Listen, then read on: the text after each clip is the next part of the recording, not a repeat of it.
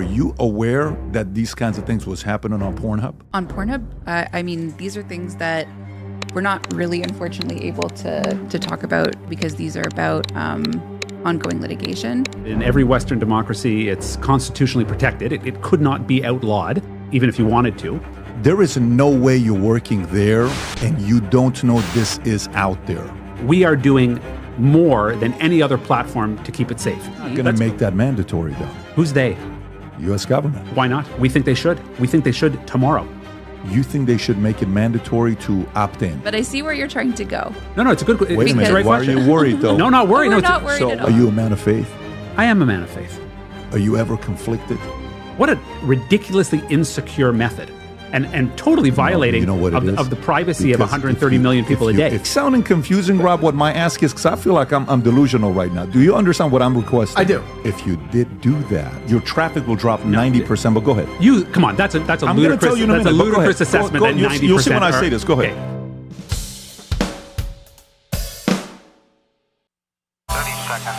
Did you ever think you would make it? I feel I'm so close I could taste sweet victory. I know this life meant for me. Yeah, why would you bet on Goliath when we got betdavid? Valuetainment, giving values contagious. This world of entrepreneurs, we get no value to haters. How they run, homie, look what I become. I'm the one. So today we have with us Solomon Friedman, who him and his organization, I think Ethical, what is it called? Ethical Capital Partners. Ethical Capital Partners decided to buy PornHub. Out of all the companies, we're going to talk porn today.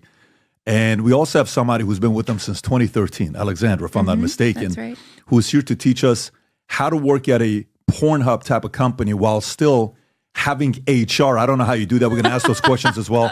I got a lot of weird questions for you. You know, I'm a family guy, I got kids, so some of them is going to be uncomfortable for you. We have a lot of viewers that listen to this as well and watch us as parents. But with that being said, appreciate you guys for being on the podcast. Thank you for having us. So out of all the businesses you guys could buy, why did you guys target buying PornHub?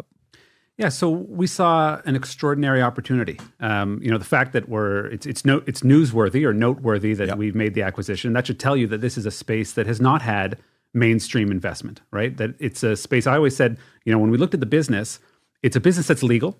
Not only is it legal, but in every Western democracy, it's constitutionally protected. It could not be outlawed, even if you wanted to, but it doesn't have that legitimacy. And one of the reasons for that, and as we started to examine the business further, was that nobody wanted to say, we are the owners of a major adult company, right? Everyone, they wanted the benefits of owning a major adult company. It's a profitable business, but nobody wanted to be out front and engaging with other tech businesses, with government, with law enforcement, with regulation in that sort of way that the modern tech industry has to. So we saw in that this arbitrage opportunity, right? Where if people who come from, the mainstream professional networks, whether it's law enforcement, tech, finance, et cetera, this is an opportunity to really bring this industry into the 21st century. We saw an extraordinary opportunity to do that with this, this jewel of an asset, PornHub, but obviously with the entire company. I love it. You said jewel of an asset. So I'm going to give you some stats here that we see. So one, it says 2018, PornHub alone witnessed a jaw-dropping 5.8 billion hours of content consumption, which, by the way, it's kind of strange because most men should only be watching for a minute or two, right? But this is like when you hear 5.8 billion No, hours. Patrick, our average visit is about 10 and a half minutes. They probably got off the computer and they left the website on, but there's a different story there. So that's nearly 665 centuries of material over a single platform in just 1 year. Here's another one for you. The world was flocking to PornHub in 2018 with a whopping 63,992 new visitors per minute. Is that true? 63,992 new visitors per month. Doesn't sound unreasonable. 33.5 billion visitors. Insane, right? Mm-hmm. And the most popular day to visit PornHub is Sunday. You guys got all these different stats. And you even put up a stat recently on which state consumed the least while the election was going on and who was committed to it. So you're also involved in the election stuff that's going on, right? But at the same time, you got a petition. I think something came out that says more than 2.2. Thank you so much, Kelly. More than 2.2 million people have signed an online petition to shut down the site. Why do you think that is? Well, I think that the topic of pornography has always been a divisive one. I think it has to do with the topic of sexuality in general, right? There are always going to be different views about human sexuality. And pornography is just emblematic of those. In fact, it's a little more public. It's more in your face. That's the nature of it. It's sex for the public. So you're going to have people who have really deeply held convictions about the proper place of sex in our society. And that's a good debate. There's nothing wrong with that debate. But you take 2.5 million signatures, we have 130 million daily active users. So people have voted with their mice and with their feet in terms of where they're going to go. But of course, it's going to be a subject of public debate. How do you handle that? How do you handle that when these 2.2 million, I'm assuming some of these guys are, is this the one, shut down PornHub and hold its executives accountable for aiding trafficking, right? So that's what site is this on, Rob? If you can show me what site. Well, it started at change.org petition, and then apparently so many people signed it, they changed it to traffickinghubpetition.com. And let me ask you, so what does this do? What if they get 5 million? What if they get 10 million? What if they get 20 million? Does it mean anything, and can they do anything to you to shut down the website?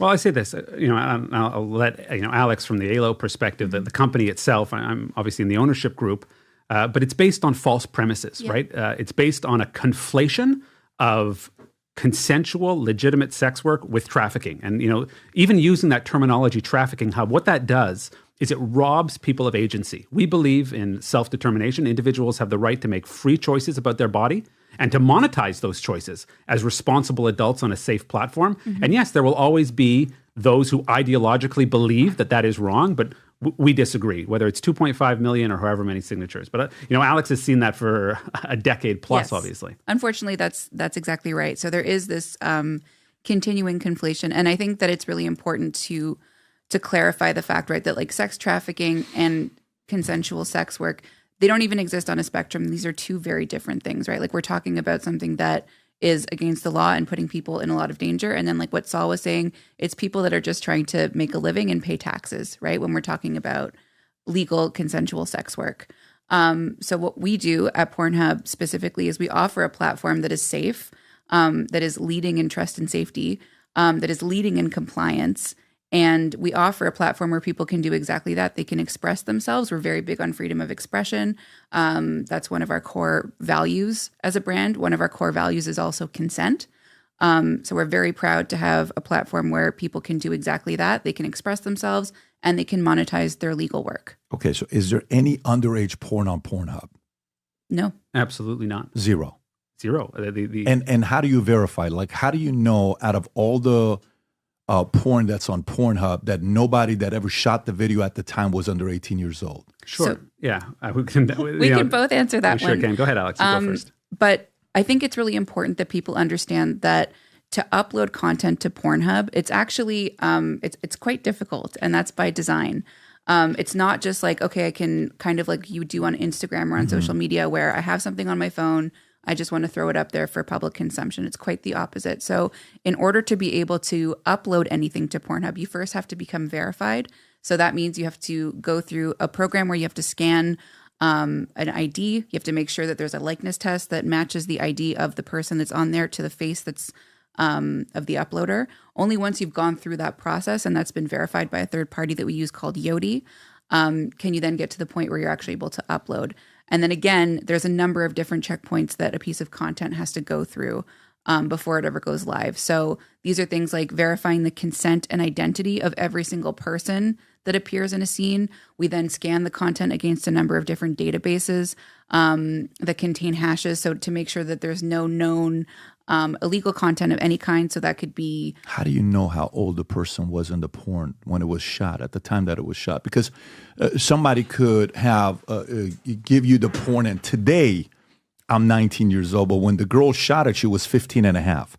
How do you regulate that? So the ID has to be current of the time that the paperwork is submitted. I know, but how do you know when the video was shot, when the porn was shot? Because there's. Do you want to talk about? Yeah, it's important to understand the legal regulations that are behind this. So first of all, for any adult content that's produced in the United States, the regulations require that prior to the shooting of the content, that there is a form filled out that has age, identity, consent, and rights release for the use of that content.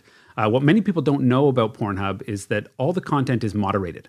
So unlike YouTube or X, you can't just upload something. It has to be reviewed by a moderator. And the moderator is looking at, number one, the documentation, But this is just to understand that the scale of this effort, right? I always say this is a company that really puts its money where its mouth is when it comes to keeping the platform safe. This is not cheap to do this. We're in an age now where trust and safety is being reduced on many of the major platforms. Yeah. We're investing, I say this from the ownership perspective, we're investing more heavily than ever.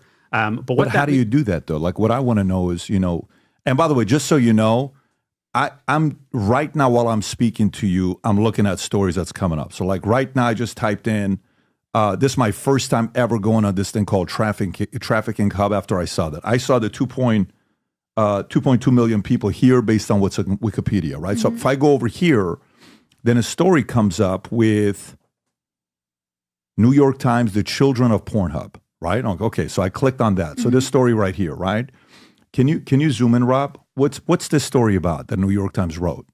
Do you guys know? Of course. Yeah. I mean, what's it about? That's the story. That's the story, by the way, that gave the opportunity to purchase this company because it led to some really significant reforms. So prior to the publication of this opinion piece, and that's what it is. It's not a news piece. It's an opinion piece by Nicholas Kristof.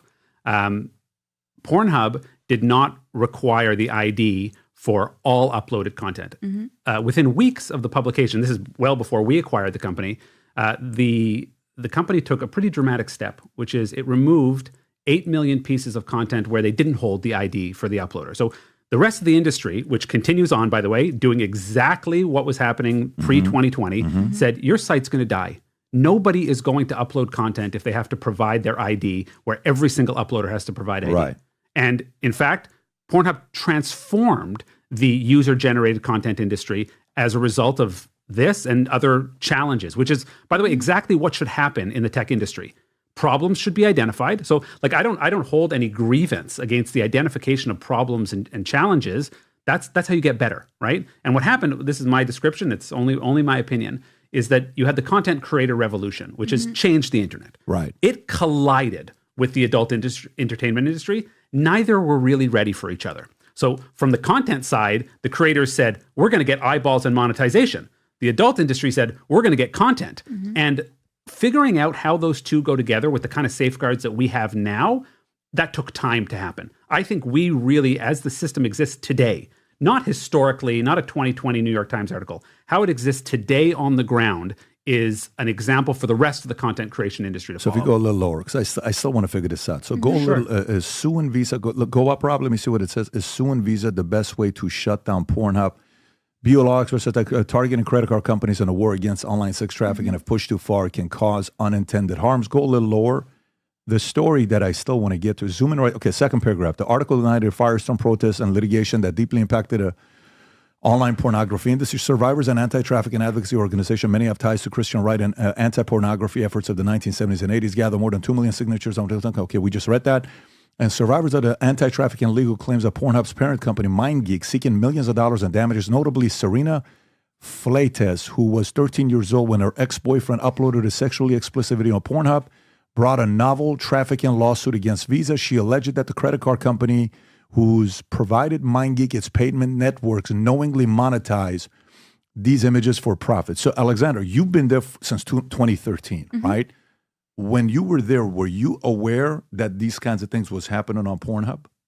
On Pornhub, I mean, these are things that we're not really, unfortunately, able to talk about in too much detail because these are about ongoing litigation.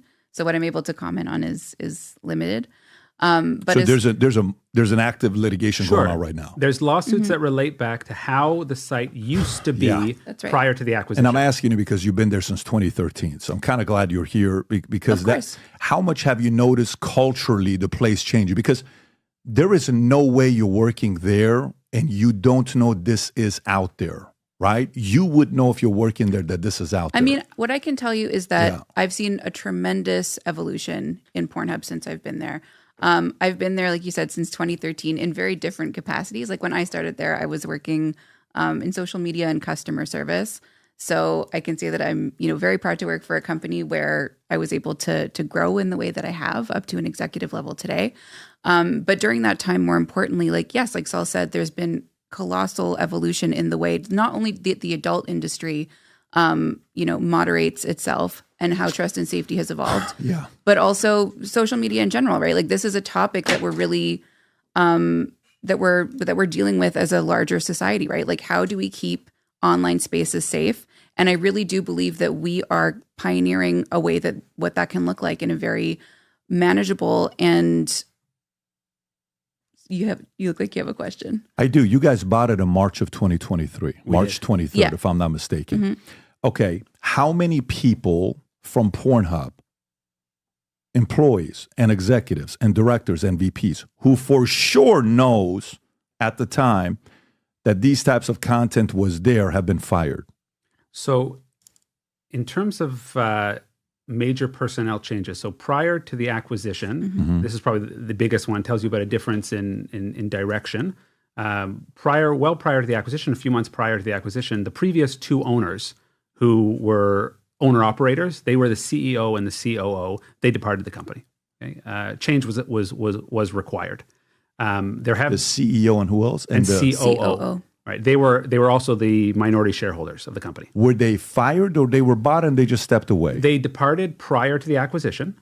So you guys bought in March. When did they depart? The summer. Okay, so 2022. 2022. June. Okay, I got. But once again, when we were acquiring the company, we were looking at the executives. MindGeek, a parent company in Portland, have resigned. Allegations that the site does not immediately or significantly remove content involving non-consensual underage sex.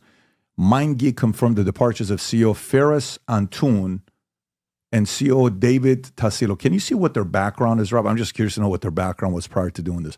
Okay, so they stepped away June of 2022, resigned, after these stories are kind of getting public. Yeah, I mean, look, they had their reasons for stepping away. I can tell you that in terms of the executive group, when we evaluated this opportunity, we spent time evaluating the company and the executives, including executives like Alex, but the leadership group. They had really taken the company in a different direction in the years prior, and we wanted them to continue taking the company in that direction, but we wanted to invest in them, to provide them with the resources to do this kind of work, full moderation, full verification of age ID consent of all uploaders and people appearing in content. The company needs to evolve. It needed to evolve, and our view is that under our ownership, they're going to continue to evolve. So who else still? I mean, I've been in business for many years. You got C-suites, you got VPs, you got directors, you got a lot of people that are involved that know this kind of stuff. So who else that was aware that this kind of stuff existed got fired after you guys bought them? So I just want to be very clear. It's important to make a distinction here, okay? Every single online platform that allows for user-generated content is going to have criminals who try to exploit it. Facebook is going to have criminals who try to post illegal things for sale, who are going to post death threats, who are going to post non-consensual intimate imagery. That is the nature of an online platform. It is, okay? Platforms, of course, need to take reasonable steps to guard against that. We can have a discussion about what those reasonable steps look like. I think our steps that we take today go above and beyond anyone else. That's not to say that in 2020, this company was not taking reasonable steps. That's the subject of litigation. That will get a just outcome one way or another. So I don't want for a moment to leave you with the impression that our view is we look back on this and say, oh, it was just the Wild West back then, because that's not true. Even back then, PornHub was doing moderation, was working with child protection NGOs, was scanning all content against lists of known bad content, but they were grappling with... That's not possible, though, because you're saying you guys removed 8 million pieces of content, right? If you're dealing with moderators... No, but just to be clear, that doesn't mean those 8 million pieces of content were problematic or illegal or underage at all. Why would you remove them then? Because we did not have it was before we acquired the company, because the company did not have the ID of every single one of those uploaders. That's why. So it's important. It's very easy, especially if you come from a position where you want all porn gone. And you saw even in that article how these groups are described. Okay, I just want to be very clear. The group that became Trafficking Hub used to be called Morality in Media, and they were protesting against sex shops in New York in the 80s and 90s. So they have an ideological perspective, which is they don't want any porn to exist. I don't have a problem with that. I actually don't have you have to realize you're not talking to a guy that is this square guy that I was an atheist till 25. Yeah. My past friends who know me, they know, but I was an adult that, I'm interested in, whatever I'm consuming. My concern is purely one thing. It's underage. So then you and I and Alex, we have exactly the same concern. But there's a difference. I know you say this, and it's like the right thing we have to say. However, this place had underage stuff for many, many years until now. So even when I'm asking a question, it's still not been answered, because I'm still trying to find out how, it's mathematically impossible. How can you get a video to know the person when they shot it wasn't underage to allow that video to be uploaded? I understand you're asking me for my ID today, but how can you verify? There is no, we understand there's deep fake, and that's one side, but how can you be able to authenticate to say, when you shot this, you were over 18? How do you do that? So there are technological solutions. I'm happy to talk about some of the trust and safety. There are actually ways, whether it's examination of metadata or looking at cues in the video. But at the same time, what a platform has to do is take reasonable steps. Okay. Will a criminal, imagine, it's funny, we're in a bank vault today. Okay. Imagine you walk into a bank and you say, can you guarantee me that this bank will never be robbed? Say, well, no, we got alarm systems, we got security, we got armed security, we've got sensors. We're fighting the criminals every single day. Okay, the same is true on our platform. We have an extraordinary security system that goes above and beyond. In fact, one of the things that we did as new ownership, and I'd be happy to do this with you or anyone from your team, is we walk people through the back end. We actually show off the trust and safety. We don't show all the alarms, we don't show where all the sensors are, but we show that we are doing more than any other platform to keep it safe. Let's ask Instagram, for example. Okay, Instagram can let you post all kinds of sexy content. They have to have ways of ensuring the age ID consent of people appearing, right? They have to. There's a difference, though. So, in other words, what I'm getting from you, I asked 3 times now, there is no way to verify at all. There is no 100% proven way to verify if any of the porn that is on PornHub isn't underage at the time that it was shot. There are many ways to verify. So we have humans who watch every video. Let's start there. Well, you can watch a video and you won't be able to tell if somebody's under 18 or not. Of course, you certainly can. You can tell if somebody is well under. You can tell if somebody is of age. We can look at the ID. We can look at the time of upload. That, buddy. We can look at the circumstances of the making of the video. Mathematically impossible for you to be able to know if at the time that the video was shot, the person was underage. If you tell me there is a software that is known, that the world knows about, that is able to detect it, I will say, great, let's give it credibility. But if everything else is for me to watch and say, guys, I think this is risque, let's not put this one up and let's not approve it, that still makes PornHub the god of deciding if this video was shot at a time where the person was above age or underage. Well, it's not about being the god. It's about any kind of reasonable approach to trust and safety means that you must protect the platform. You must keep things that are, let's start with like a spectrum.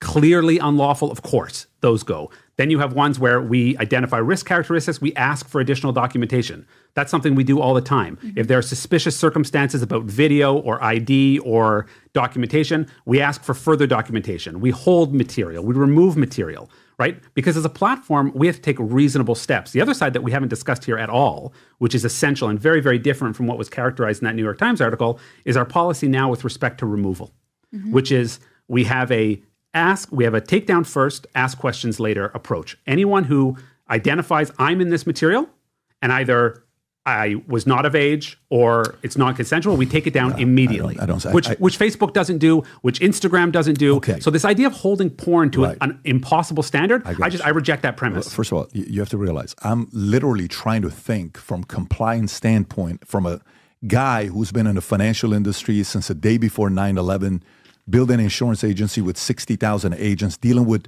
Department of Insurance and regulators from every single state, because we were in every single state that we had to deal with that, and with FINRA, and with NASD, and with SEC. I dealt with everybody, right? So you have to know how to prevent certain things happening in the financial industry. The real only way to have this being done is there needs to be, while the video is being shot, there needs to be someone saying, before we do this scene, this is what it is. I am at this age. We're shooting it at this age. Here's how old I am. And here's how old he is. I am 22 years old. He is 24 years old. I'm 21 years old. He's 19 years old. This is what's about to happen. Then you could say, yes, 100% we know. And then you have to see, is that ID being verified on an ID website to be able to the ability to check. So now let's go back to the other question. What is the business model of PornHub? I don't know what the business model of Pornhub. How do you guys make money? It's an ad-supported platform primarily. So it's not a membership. It's an ad-supported. That's right. So ALO as a company, we have PornHub that's ad-supported, and then we have subscription-based sites like browsers. So you guys are going to do roughly 500 to 550 this year, give or take. We can't disclose our... It's a private company. Okay, so I mean, that's the number I saw online. So if it's, you can't disclose it, I get it. $500 million is a real number that is plastered all over the place. Let's say somewhere around that number. And that's advertisers. So outside of advertisers, there is no membership. There's nothing else. There's no membership PornHub economy. Specifically. For PornHub specifically. But the company has other brands which are subscription based. And is it porn or it's adult? It is a studio produced content, yes. So the ones that are membership based, how different is that than PornHub? So those are seen. So we're talking about the flagship brand for that would be Brazzers. So that's studio produced professional grade content. See, for that, to me, that's something where it's like, hey, here's professionally done. This is the age. So PornHub is it like the YouTube for porn to kind of... Yeah, so basically what's happening right now is that exactly the process that you just described, that's pretty much what happens on a porn set. On the Brazzers site. On a professional set. But now, because so much content is being produced at home, we're seeing a time where that is becoming the norm. And this is exactly the methodology that we've adopted on PornHub, which is why we require all of these checks. We require IDs. We require... There's no way you're able to do it, though. I'm sorry? There's no way you're able to do it. There is no technology to be able to tell if somebody was under age of 18 or not. There is no way you can 100% guaranteed verify at the time of the video being shot the person was under 18. But the point is, like, you set this impossible standard that applies only to adults. But tell me you tell me the 100% that you can do it based on technology. What you need to do is you need to have a reasonable level of assurance that this is legal, consensual, informed consent content. Okay? So you start with having the age ID consent of every single person who appears in content. Like, that's wild. When I tell you that we do that, no other adult platform or mainstream platform comes close to that. Like, think about that for a moment. You upload a video, has 3 people, has 4 people in it. It cannot go live on the site until we, on the trust and safety side, have verified the age ID consent of everyone appearing in there. Now, you raise this other scenario. Like, well, what if you have all that, but one of the people have lied to you about when the content was actually shot? We're like, okay, but we have already guaranteed more than anybody else in terms of the fact that this content is completely legitimate. That doesn't mean anything. It's just lip service, right? I mean, somebody... No, it's beyond lip service. No, it's a huge financial investment. If I'm playing... Listen, what I'm saying to... guys, I play devil's advocate with everything you do. We don't take it personally at all. What I'm saying to you is this is an everyday... If you're friends with me or your family with me, my family and people who have been in business with me, they're like, this is how we have lunch every day. So it's just a conversation. So Brazzers, okay? Everything is shot professionally. Everything goes through... I'm assuming like, hey, you have to show me your HIV test that you just did, that you don't have any sexual transmitted. I'm assuming it's that level of professionalism, similar to Vivid or some of the other guys that do it. Yes, is that what Brazzers is? Correct. But what I'm trying to impart here is that this is the model that is being adopted because, like Saul said, the creator at home industry has collided with the professional. And we're seeing this across the board, right? Across all types of entertainment systems, right? Where you could say arguably that people that are creating YouTube programming at home, very similar to someone that's watching a morning show, right? Yeah, like there's a big difference though. I mean, that's different though, because YouTube programming at home, I'm not showing penetration and I'm not getting out there and saying, hey, we're going to do this. And, no, I'm sitting there giving my opinion on something. And then if it's... Oh, I hear what you're saying. But there's a big difference between the two. There is. But because this is an industry that, is under a lot of scrutiny, understandably so for the reasons exactly that you mentioned, these are protocols that people are adopting at home as well. When they're like, these are not...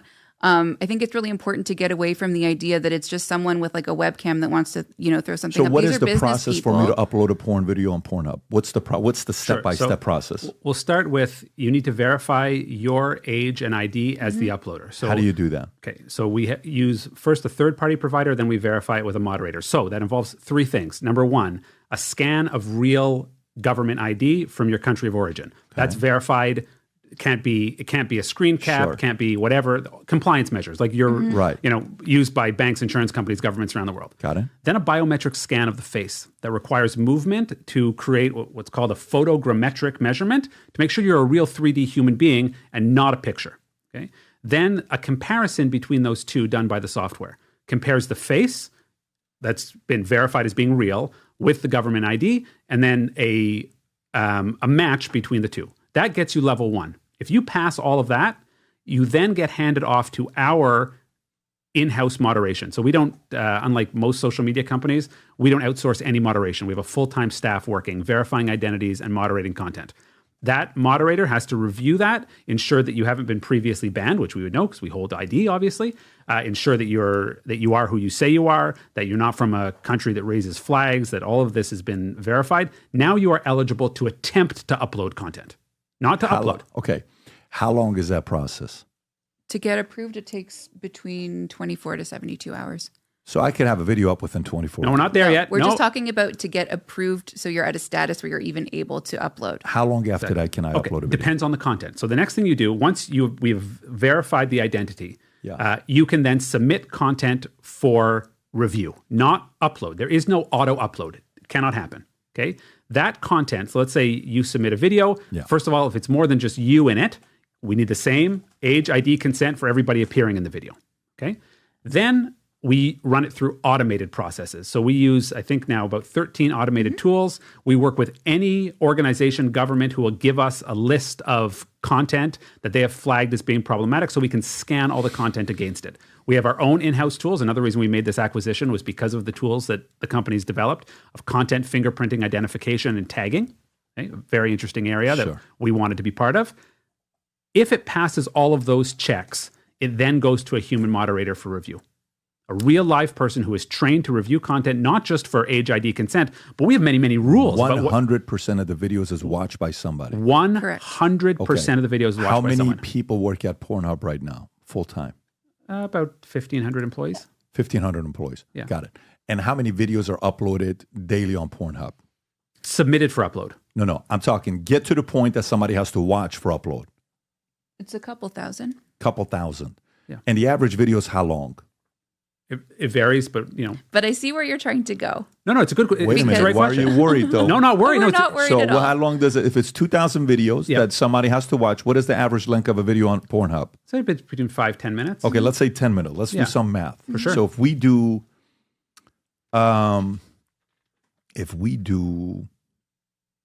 2,000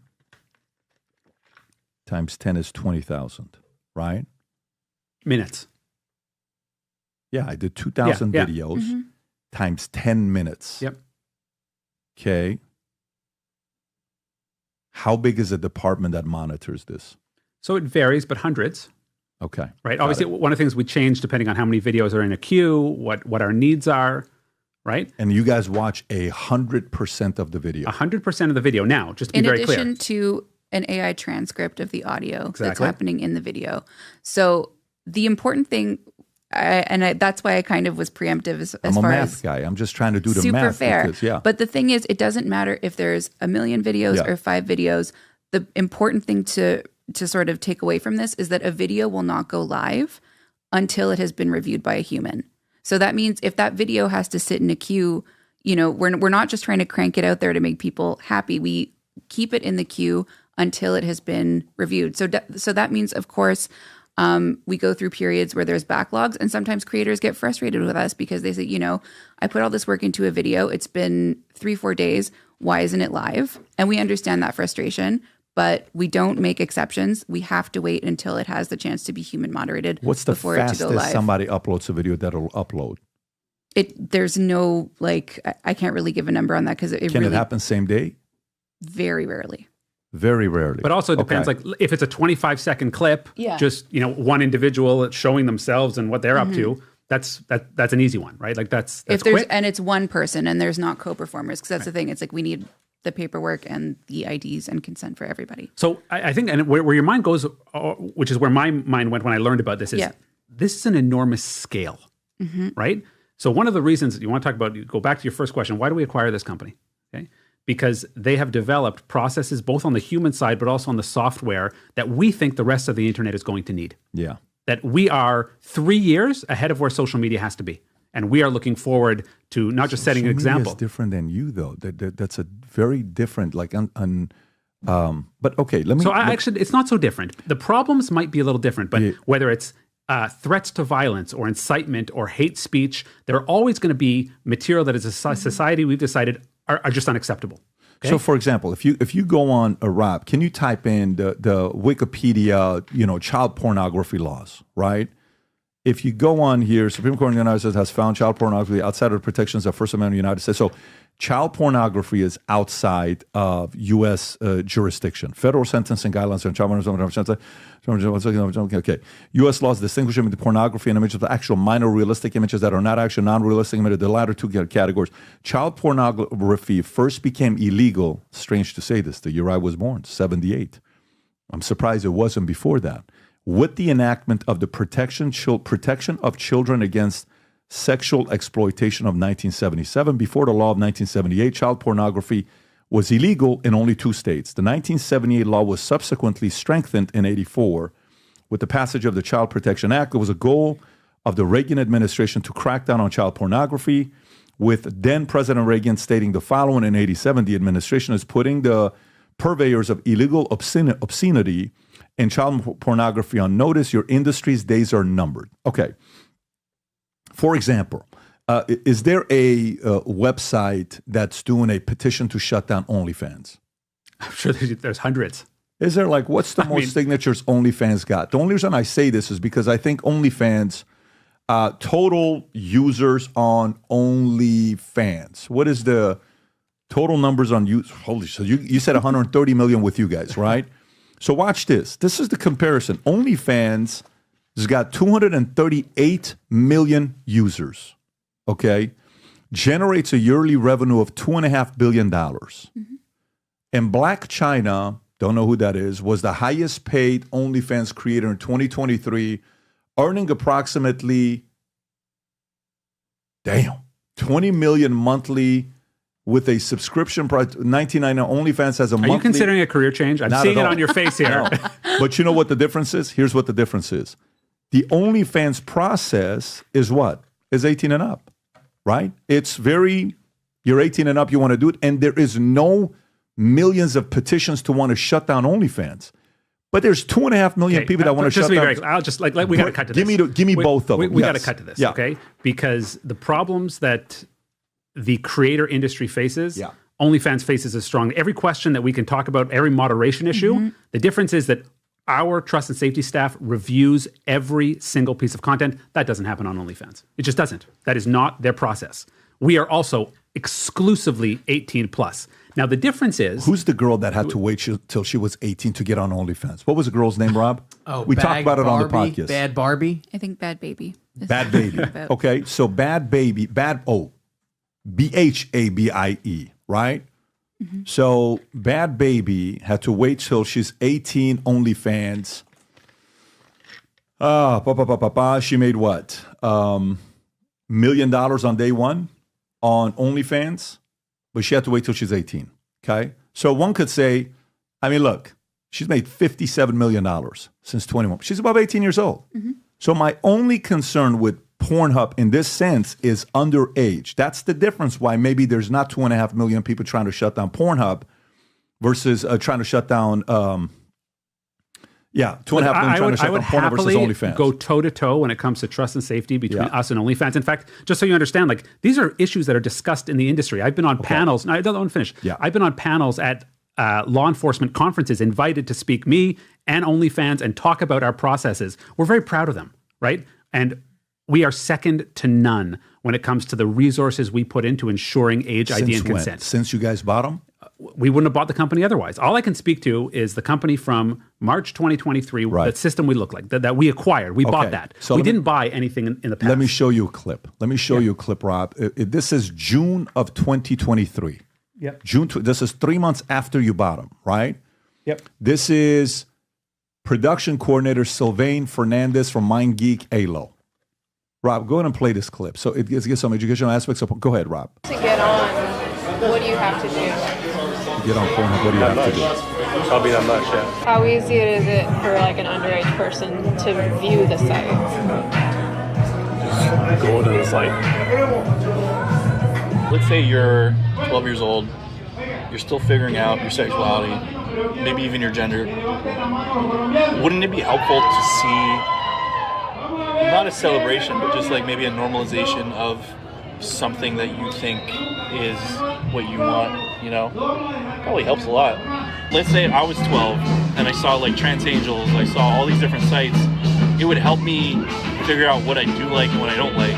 I need to try to push stuff that's less accepted. Like putting a trans male or a trans female in a scene, you wouldn't get that on a normal mainstream site.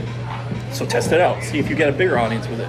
See if you can convert somebody, right? Like maybe somebody who's never looked for anything like that might find it interesting and click on it.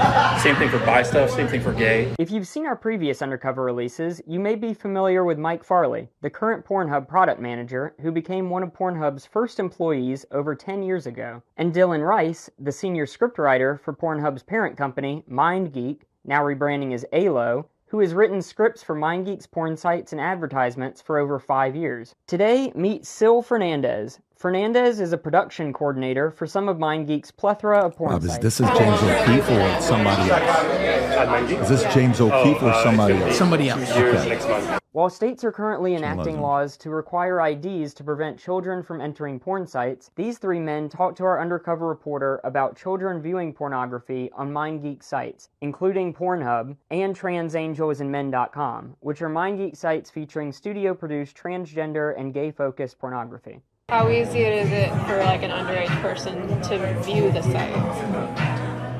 You can pause it right here. You get the idea. So this is 15 months ago, right? That this is taking place. And it's not like people that have just been there for 6 months.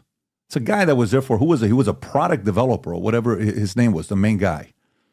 It seems to be like a regular day at, Pornhub. And this is 3 months after you bought him when this was recorded. I'm going to disagree. Go ahead. Respectfully. Yeah. Okay? What you have here, you have employees who think they're on a date with a woman. That's the context of the creation of these videos. And they are not properly representing the truth about trust and safety. Although there's like 3 different topics mixed in. So it's important that we're very clear. I'm a clear guy. I like to always get to the truth and the point of something. Yeah. So number 1, every single video is reviewed by a human. We have age ID consent for uploaders, everybody appearing in content. There is absolutely no incentive to do otherwise on our platform. I always make that point. Like from a business perspective, there's no incentive to do anything but the highest standards of trust and safety. So you have a company with 1,500 people, you're going to have people who are saying nonsense. Technical product manager? So I have to say this. This is not someone, obviously when I'm reviewing the company and I look very, very carefully at it, including spending time. None of these are not trust and safety staff. These are not moderators. These are not people in compliance. Whatever idea they have, although it's very interesting, we learned something from these videos. We actually learned a very important lesson, which was you can have a company of 1,500 people and you'll have graphic designers and you'll have salespeople and customer support. All of them need to be educated on our trust and safety system. So we actually, the company in response, and I think it was absolutely the right thing to do, now doesn't matter if you're the janitor at ALO, you will have mandatory training so you'll understand what's happening, even though it's a job that has nothing to do with you, but so you are absolutely educated on trust and safety. Because it became clear to us that was something important. Not that it became clear that it reflects on what the reality is, but these people were woefully misinformed about the truth of trust and safety. Mm-hmm. And then I think the other thing that's being referred to here is the issue of children accessing the site, right? Which is something that we've been talking about a lot. This is an issue that, we take quite seriously, and the fact that we've mentioned a couple of times as well that our sites are strictly adult entertainment. We have a zero. I have no problem with that. Mm-hmm. If it's adult, it's the minor. Yeah, we also don't want minors viewing the Correct. site. So that was the question that was asked there. It's important. We can focus. He said, "How easy is it to get on the site?" No, he meant get on to watch. To watch. This has nothing to do with uploads. This is about. Patrick, you got to understand that distinction. He was being asked. That's also a problem. Totally a problem. And yes. And we are fighting hard every day to fix that. I can tell you what we're doing. Mm-hmm. What we want to have happen. What we want the adult internet to look like. Traffic will drop dramatically. Absolutely you have not. to ID everybody. Okay. No, disagree. Let's think about it this way. Let's talk business for a second. Okay. I always say there's two reasons we don't want young people on the platform. One, we think it's wrong for young people to watch. Right. Okay. We think it's wrong. Kids cannot distinguish between fantasy and reality. I'll give you a guarantee. You say that, I'm going to listen to it, but I'm going to tell you something. Your traffic will drop 90%, but go ahead. Come on, that's a I'm ludicrous, tell you in a that's a minute, ludicrous assessment that 90%. You'll see when I say this. Go ahead. Okay. So that's number one. Number two, from a business perspective, think about it this way. We are an ad-powered platform. Our advertisers can only sell products and services to adults with adult credit cards or other similar adult sexual services. So for them, just think about it from a cost per click perspective. Every person who clicks an ad who's underage gets them zero benefit and costs them money. Sure. So from an ad marketplace, nobody wants young people on the platform. Okay. So do you know what we're doing every single day to actually change this? What's that? We are pushing for something called device-based age verification.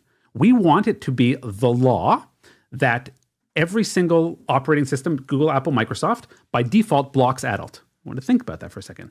We want blocks what? Adult. We want it should to be block blocked. porn. Yes, we want to be default. blocked by default. And the only I'm way, sorry. Got it. The only way to be able to access adult is that on your device you have age assurance built in there. So in other words, instead of like nowadays parental controls, you have to opt into them. We want them to be that you have to opt out of them. That is Pornhub's position.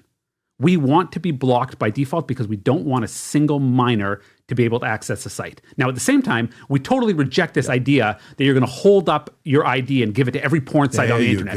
Because it's nonsense. It's nonsense. But that's the only way to make sure kids don't log in. No, in fact, that will make sure kids do log in to all of the non-compliant platforms. How? Because it goes like this. Let's say we've tested it, in fact. State of Louisiana. Okay? We are the only major adult platform that's actually complying with the law in Louisiana. Right. So we take what's called LA Wallet. That's the Louisiana state ID. We accept it. We don't ever get the identifying information. We just get a thumbs up or thumbs down. Okay? Within 24 hours of implementing that, we had an 80% drop in traffic. Not because 80% of the people are young, but because 80% of the people are like, I'm not giving my ID to a porn site. And they're not wrong. So instead, I always say this, the device should be the key to the internet. We will be the lock. That means that it will actually prevent young people from accessing adult content because the point of entry, that is the device itself, will be prohibited from accessing adult.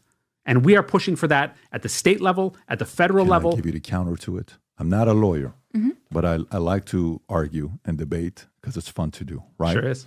So when you told me earlier the process to upload a video, I had to not only show you the ID through this outside website that you guys use, third party, right? Then I had to do the whatever the Apple is to make sure I'm not a picture, right? I'm doing this to know 100% who is getting access to it, right? You can do that as well for people that are watching the content. Sure. But if you do, you will lose 90% of your traffic. The point is, but you will use 90% of your traffic. The technology exists to do what? To do it, to verify age. Sure, why don't you do it? If we do it, and we have tested it out, we've tested it out in France and Louisiana, people just go to non-compliant sites that don't, by the way, do what we do when it comes to Who cares what they do? Because the difference is if you're going to non-compliant sites, there are hundreds of thousands, if not millions, of adult sites that exist out there. I disagree. I think here's what will happen. I think that what will happen is the following. Okay, so you're making the argument of legalizing marijuana and making it so expensive will make people to go buy illegal weed from bad quality. That's the argument you're making. Because think about it for a second. What will happen is if I'm the other side and if I want to eliminate all of the non-compliant sites, right? These guys have to find a way to make money. And I merchant services I'm very familiar with. If you can't get merchant services to accept payment, and you know right now, Visa used to have a hard time with chargeback 3%. Now they're at 1%. They want to be at 1%, if not even less than 1%. You know exactly what I'm talking about because I've dealt with Visa, MasterCard, all these guys. So if all of a sudden these guys don't have a method of getting paid, so what if they're going to a non-compliant website to watch porn? Those guys will be shut down soon as well. They're not going to be, though, because the issue is the enforcement is not happening. Why don't you do it? Who cares what they're doing? No, we do it. We what do I'm it. Saying to, why don't you have everybody do this and do the ID to watch porn? Because if we're talking about everybody, again, that's millions of websites. Who is going to go and make sure that every single website... Be the pace setter, be the pace, be the trailblazer. But think about it this way. No, it's like you can either stop it at the source. Am I sounding confusing, Rob, what my ask is? Because I feel like I'm delusional right now. Do you understand what I'm requesting? I do. Can you repeat what I just said? I'm just curious. Why they're not using the verification system. Which verification system am I asking about? The ID. And the face that they do this. Yeah, I don't know the term for the head right. nod. It's a biometric scan. Biometric scan. Okay, so if you're doing a biometric scan to upload a video, why can't you do a biometric scan on who watches it so kids don't watch it? No, but don't you realize you can either do it, have 100,000 or 1 million sites doing this and taking people's ID, or you can have 3 operating systems. Do it one time. Apple, Google, Microsoft, and you have locked down that device to be able to either access adult or not access adult. I mean, that is a no-brainer. And we're not the only ones saying this. Meta has come out and said that device-based age verification is the way to go. In fact, the French government just came out and said that. Anybody who understands the way the internet works says, look, either you can go give your ID to every single porn site you visit. And look, we are responsible. We take privacy seriously. But I always said this, like if this was the law that every site had to take ID, I'd stop running a porn site. I'd just go run an identity fraud site. And I'd say, well, I'd love to show you some porn, but first I need your ID. What a ridiculously insecure method. And totally violating of the privacy of 130 million people a day. If you did do that, 90% of people who watch it would never go on your website, and you will lose ad dollars. That's what would happen. No, but we want it to happen on the device. We want it to happen on the device. But kids can get access to it from different places. They don't just go watch it through the phone, or a person can go on the internet and a computer and watch porn and say, here's what I'm doing. I'm over 18 years old. No, we have operating systems now that almost exclusively require a login, a user account. And what we are saying is that the default for every user account, I want you to understand this, every user account cannot see porn. You buy a new computer, it cannot access adult.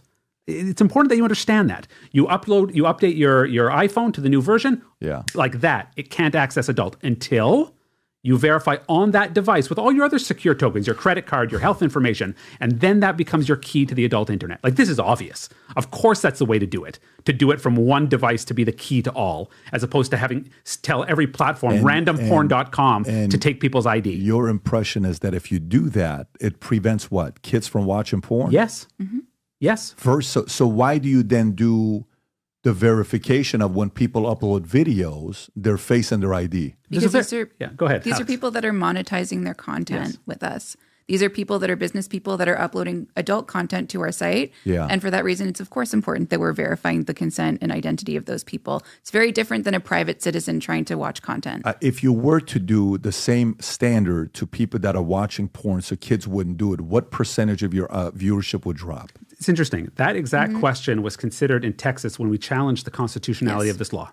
Okay? And we took this to court because we said private individuals in the United States who have a First Amendment right to see this should not have to identify themselves to the platform, which the government could get access to. And you know what the judge in Texas said, by the way, who was a Ronald Reagan appointee, not some namby-pamby liberal judge. He said that if somebody, for example, wants to go see gay porn in Texas, totally legal, they have to give their ID to that platform, have it verified by the government, the same government that 20 years ago, not 200 years ago, 20 years ago tried to outlaw being gay in Texas. Like, we don't want to live in a society where you have to give your ID every single time you go to look at legal content. Having it locked down on the device avoids all those privacy issues. I think you're assuming that if you do that, kids still won't be able to watch porn. Under 18 kids will not be able to watch porn. No, I'm saying that's the biggest step that you could take to ensure that young people cannot access adult content. I think there would be a bigger step than that. I think that is a step to not have to lose 90% of your people that are trying to consume the content, because that'll be like, for example, the other company that was called what? Brazzers? Brazzers, is it members only or is it open to everybody? It's members only. Yeah. Okay, so that means I can't see anything until if I, what would be equivalent of a Brazzer? Is that like the Netflix of porn? Netflix. Oh, it's a Netflix of porn. Yeah. So you're paying $10 a month and I can consume whatever I want. Correct. And if I'm buying it, you're going to see my age and what I am anyways, because I got a credit card. Yeah. Correct. Okay, got it. That model to me is straight up. Great. Makes sense. Go do your thing.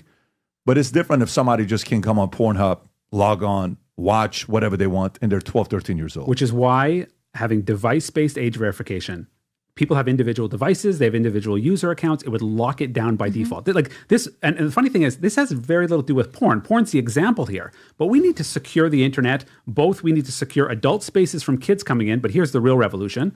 We need to keep kids' spaces safe from adults. Correct. We need age assurance methods on the internet. The idea of doing it like scattershot, having every site with a different protocol for verifying age, when we have 3 operating system manufacturers who already have the tech built in, by the way.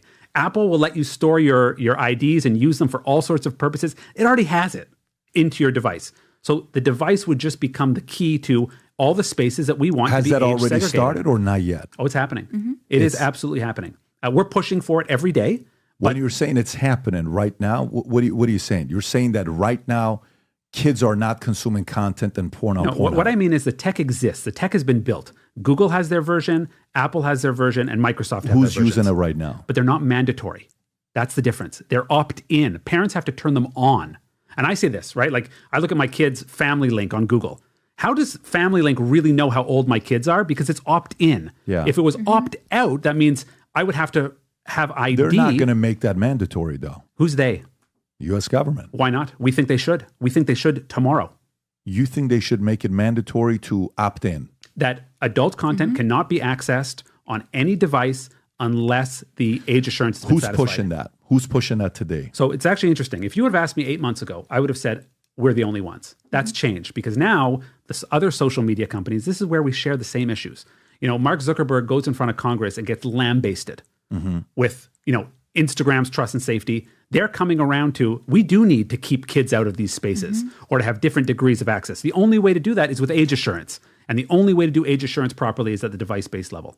They have now joined that. And, you know, there's a chorus and it's growing because we realize we need to age control access to the internet in a way that works and protects people's privacy. The only way to do that is at the device level. Okay, so let me ask you this. Can you tell me about the chairman of your company, Ethical Capital Partners, that bought the company? Sure. Who's Rocco Meliambro? Sure. So Rocco he's our chairman. He's a finance guy from Canada. There's nothing you can find on the guy. There's lots you can find on him. How did he make his money? Started out in financing mining and then went into the regulated cannabis space, right? Which is actually how a number of us met in the regulated cannabis space in Canada. Canada is federally legal recreational cannabis since 2018. Before that, it was medicinal. Rocco took public one of the largest cannabis companies in Canada. Got it. So there is no background with Rocco and any kind of porn companies. Nope. Not with any of us, actually. We don't come from the industry. We come from outside the industry. Got it. So Cannabis Canada is how you guys met. That's how you guys made your money. And then you guys decided to buy this company. So I come from the legal side. I did a lot of work doing advisory work for regulated businesses, including cannabis. Our head of law enforcement engagement, he was the former chief superintendent of the Royal Canadian Mounted Police. It's like our FBI, but they have horses. He also came from, after law enforcement, to regulated cannabis. And we thought that this industry shares a lot of the same struggles. Needs legitimacy, needs security to be a priority. Ever since you guys bought it, have you noticed it going up or going down, revenue-wise? It's doing well. It's doing well. You should run for office.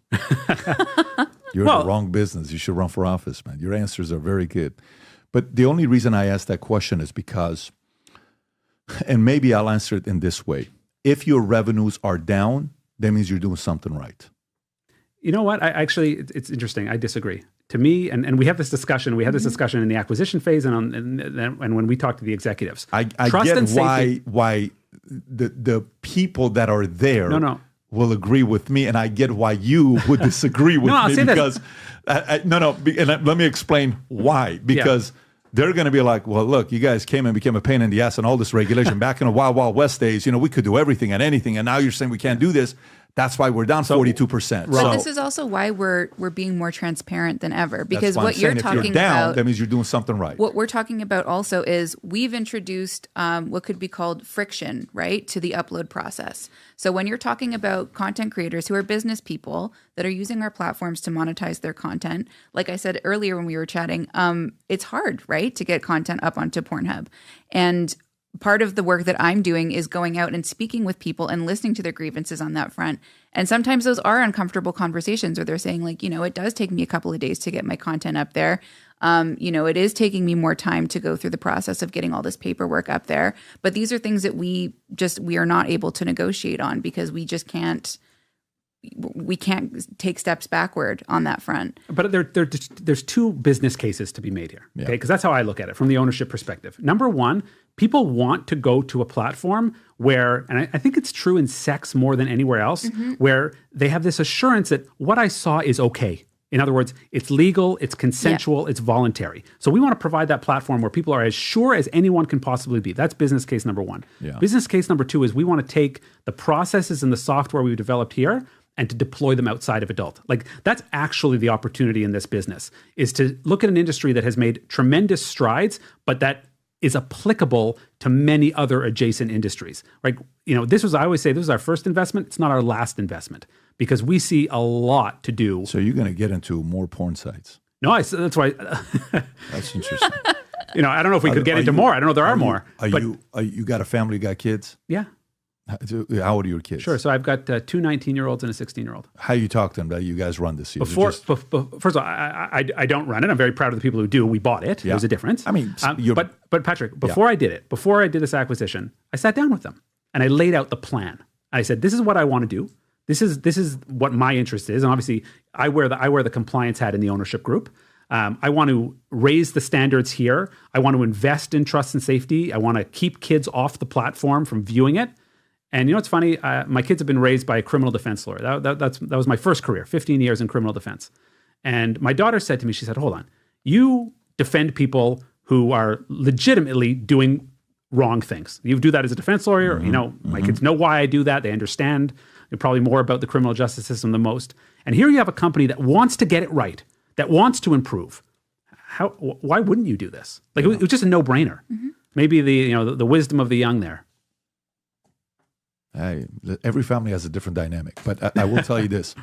Have you watched the recent Vince McMahon documentary? Haven't seen it yet. Have you seen it? No. I think you should watch it. I think both of you will like it. Let me tell you why. There's a part of it that I think if you guys go to the last episode, it shows when Vince McMahon was running it. And it was like, they're all telling stories of what used to happen with girls and sex and drugs and cocaine and steroids and all this stuff, right?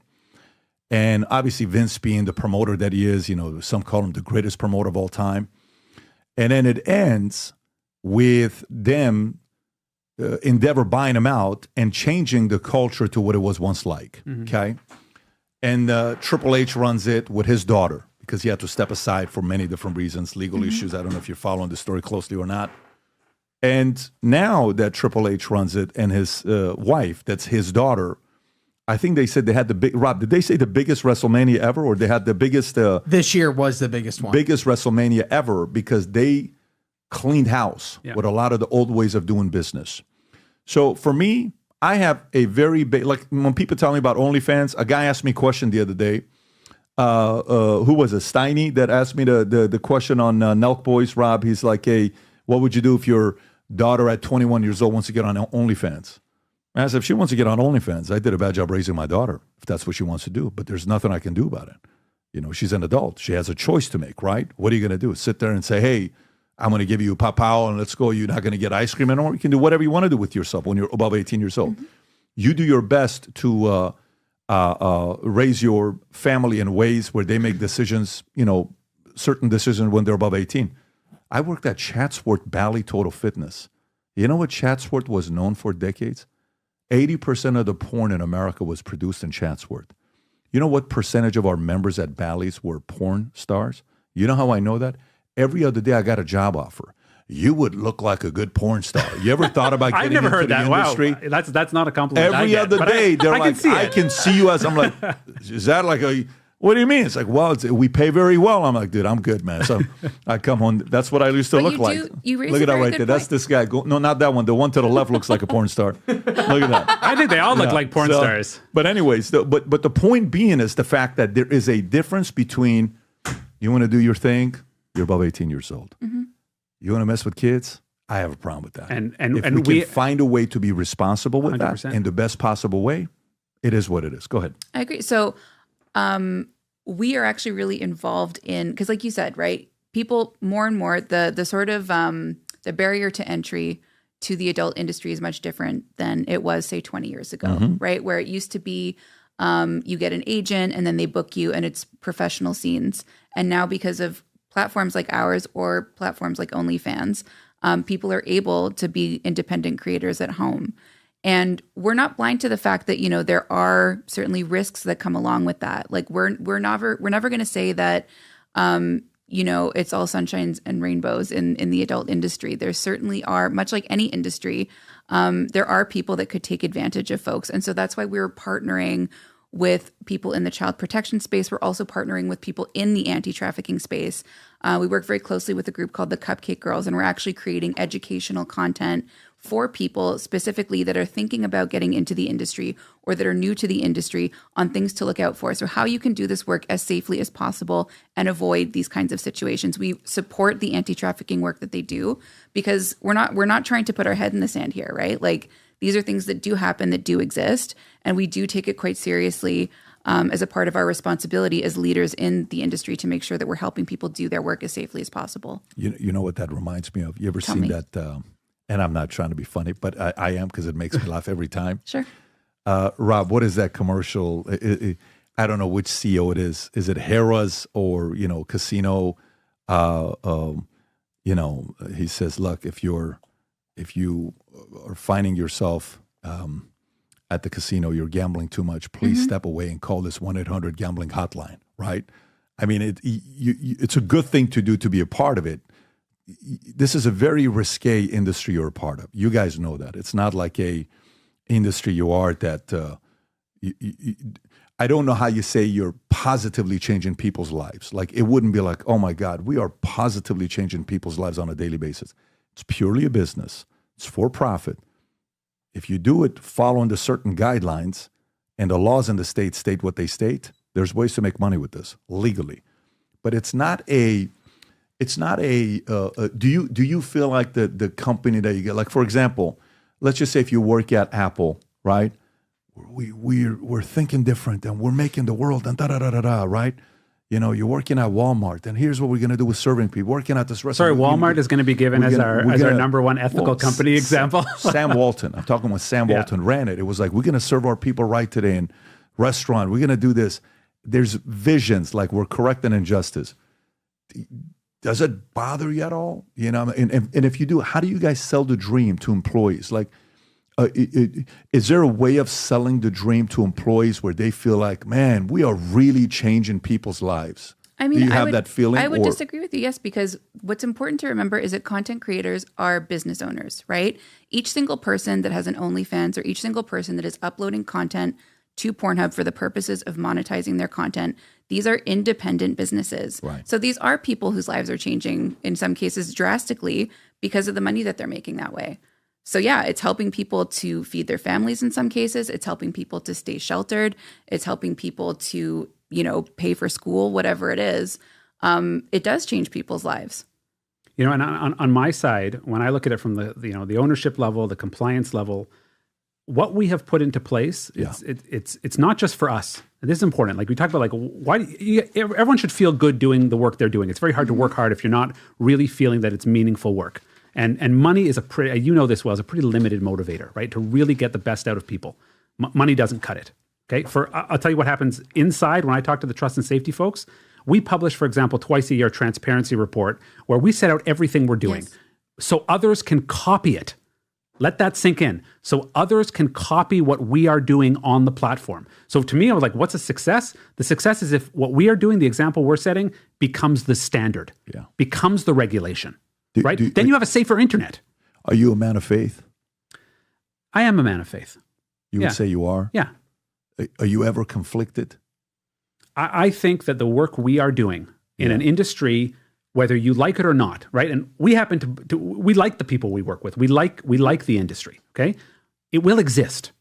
So to be part of the movement that's going to make it safer, not by getting 2.5 million, shut it down, have a petition, be nasty, but by actually doing the work, investing in making it safer, and this is an extraordinarily positive thing to do. And destigmatization as well, because one of the realities is that this is a very stigmatized industry, right? And we know full fact that when there is increased stigma, right, there's increased violence. So whenever we have I'm listening. I'm just breathing hard. Okay. Yeah. No, I just I got a big nose. When I breathe, the whole city hears about it. So don't forgive me.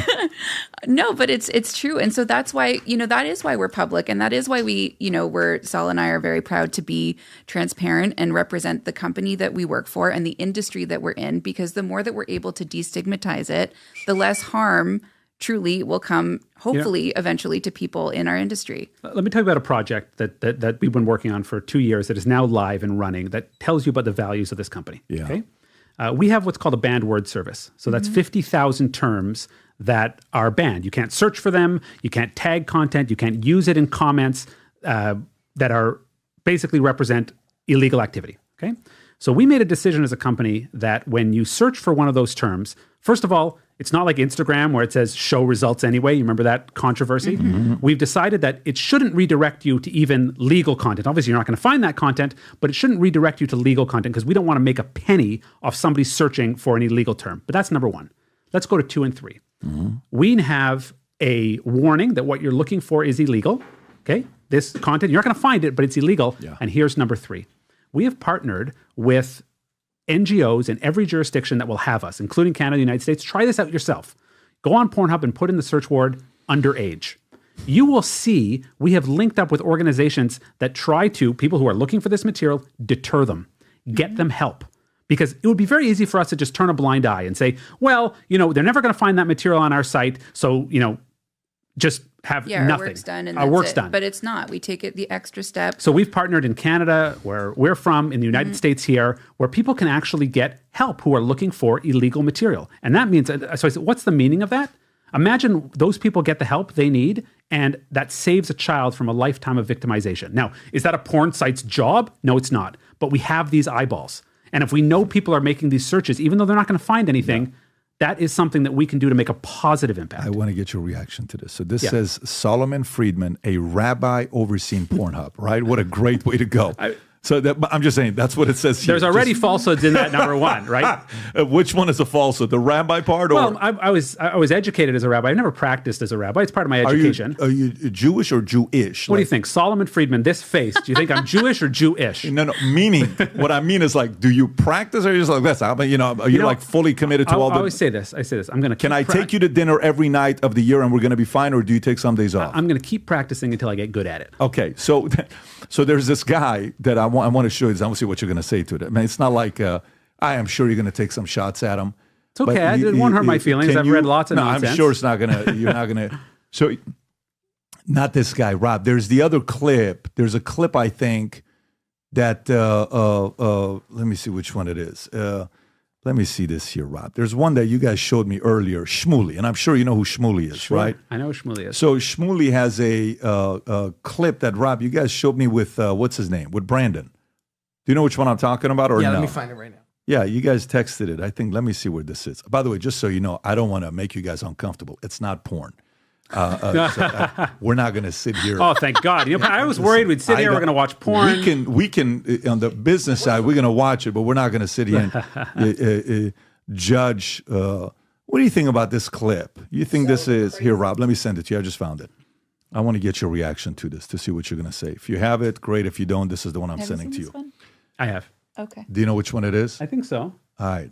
Do you know who he is or no? I know who he is, sure. Okay. Are you guys friends, buddies? It's a small world. So you guys know each other? I know who he is. Okay. But do you guys kick it or you guys kick it? Now, you ask Rabbi Shmuley if we kick it. We don't. We don't kick it. All right. So, guys, it's very important to know they don't kick it. But let's just see where we stand here with Mr. Shmuley and our friend here, Friedman. Go ahead, Rob. Play the clip.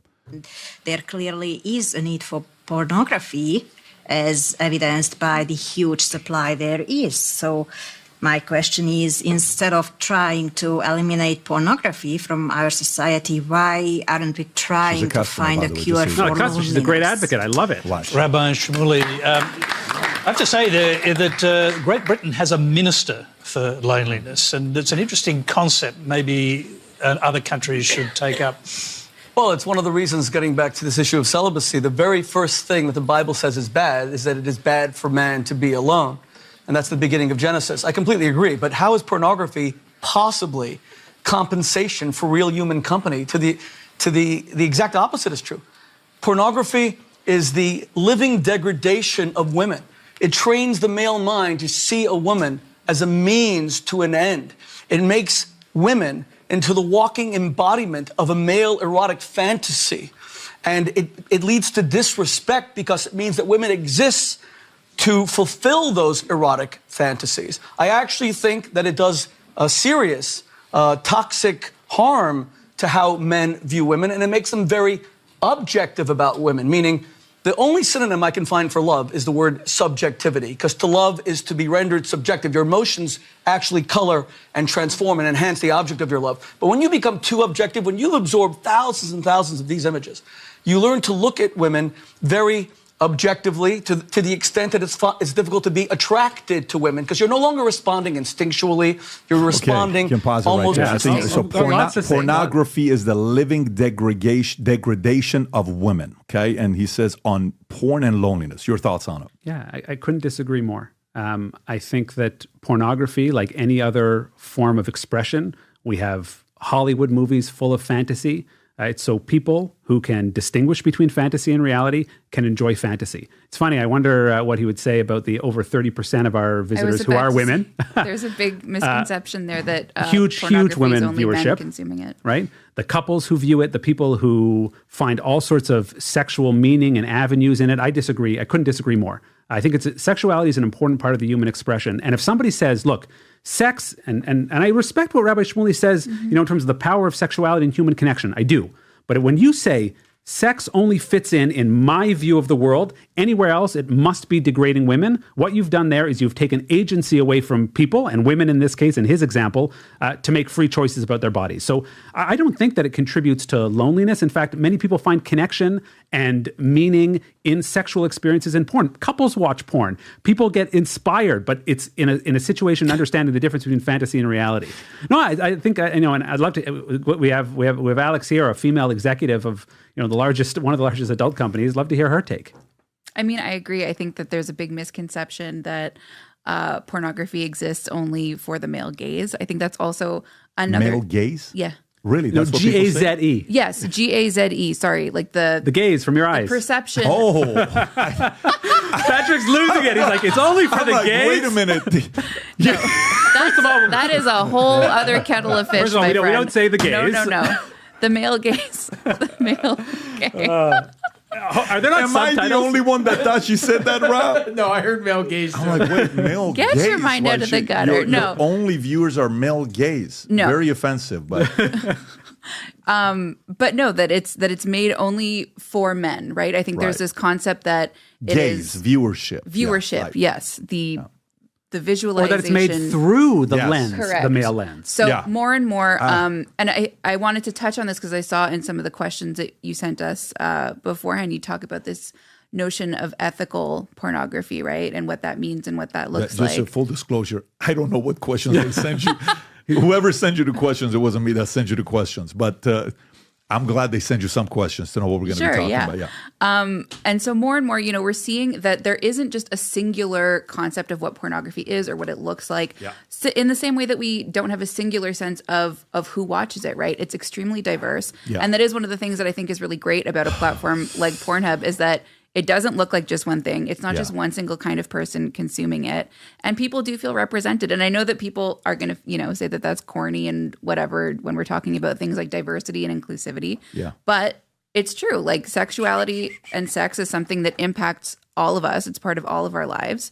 And it's important that I think people are able to see themselves represented in that medium. And I'll come back, by the way, to Rabbi Shmuley's point, because I think it's worthy of discussion. Like this is an important social topic to discuss.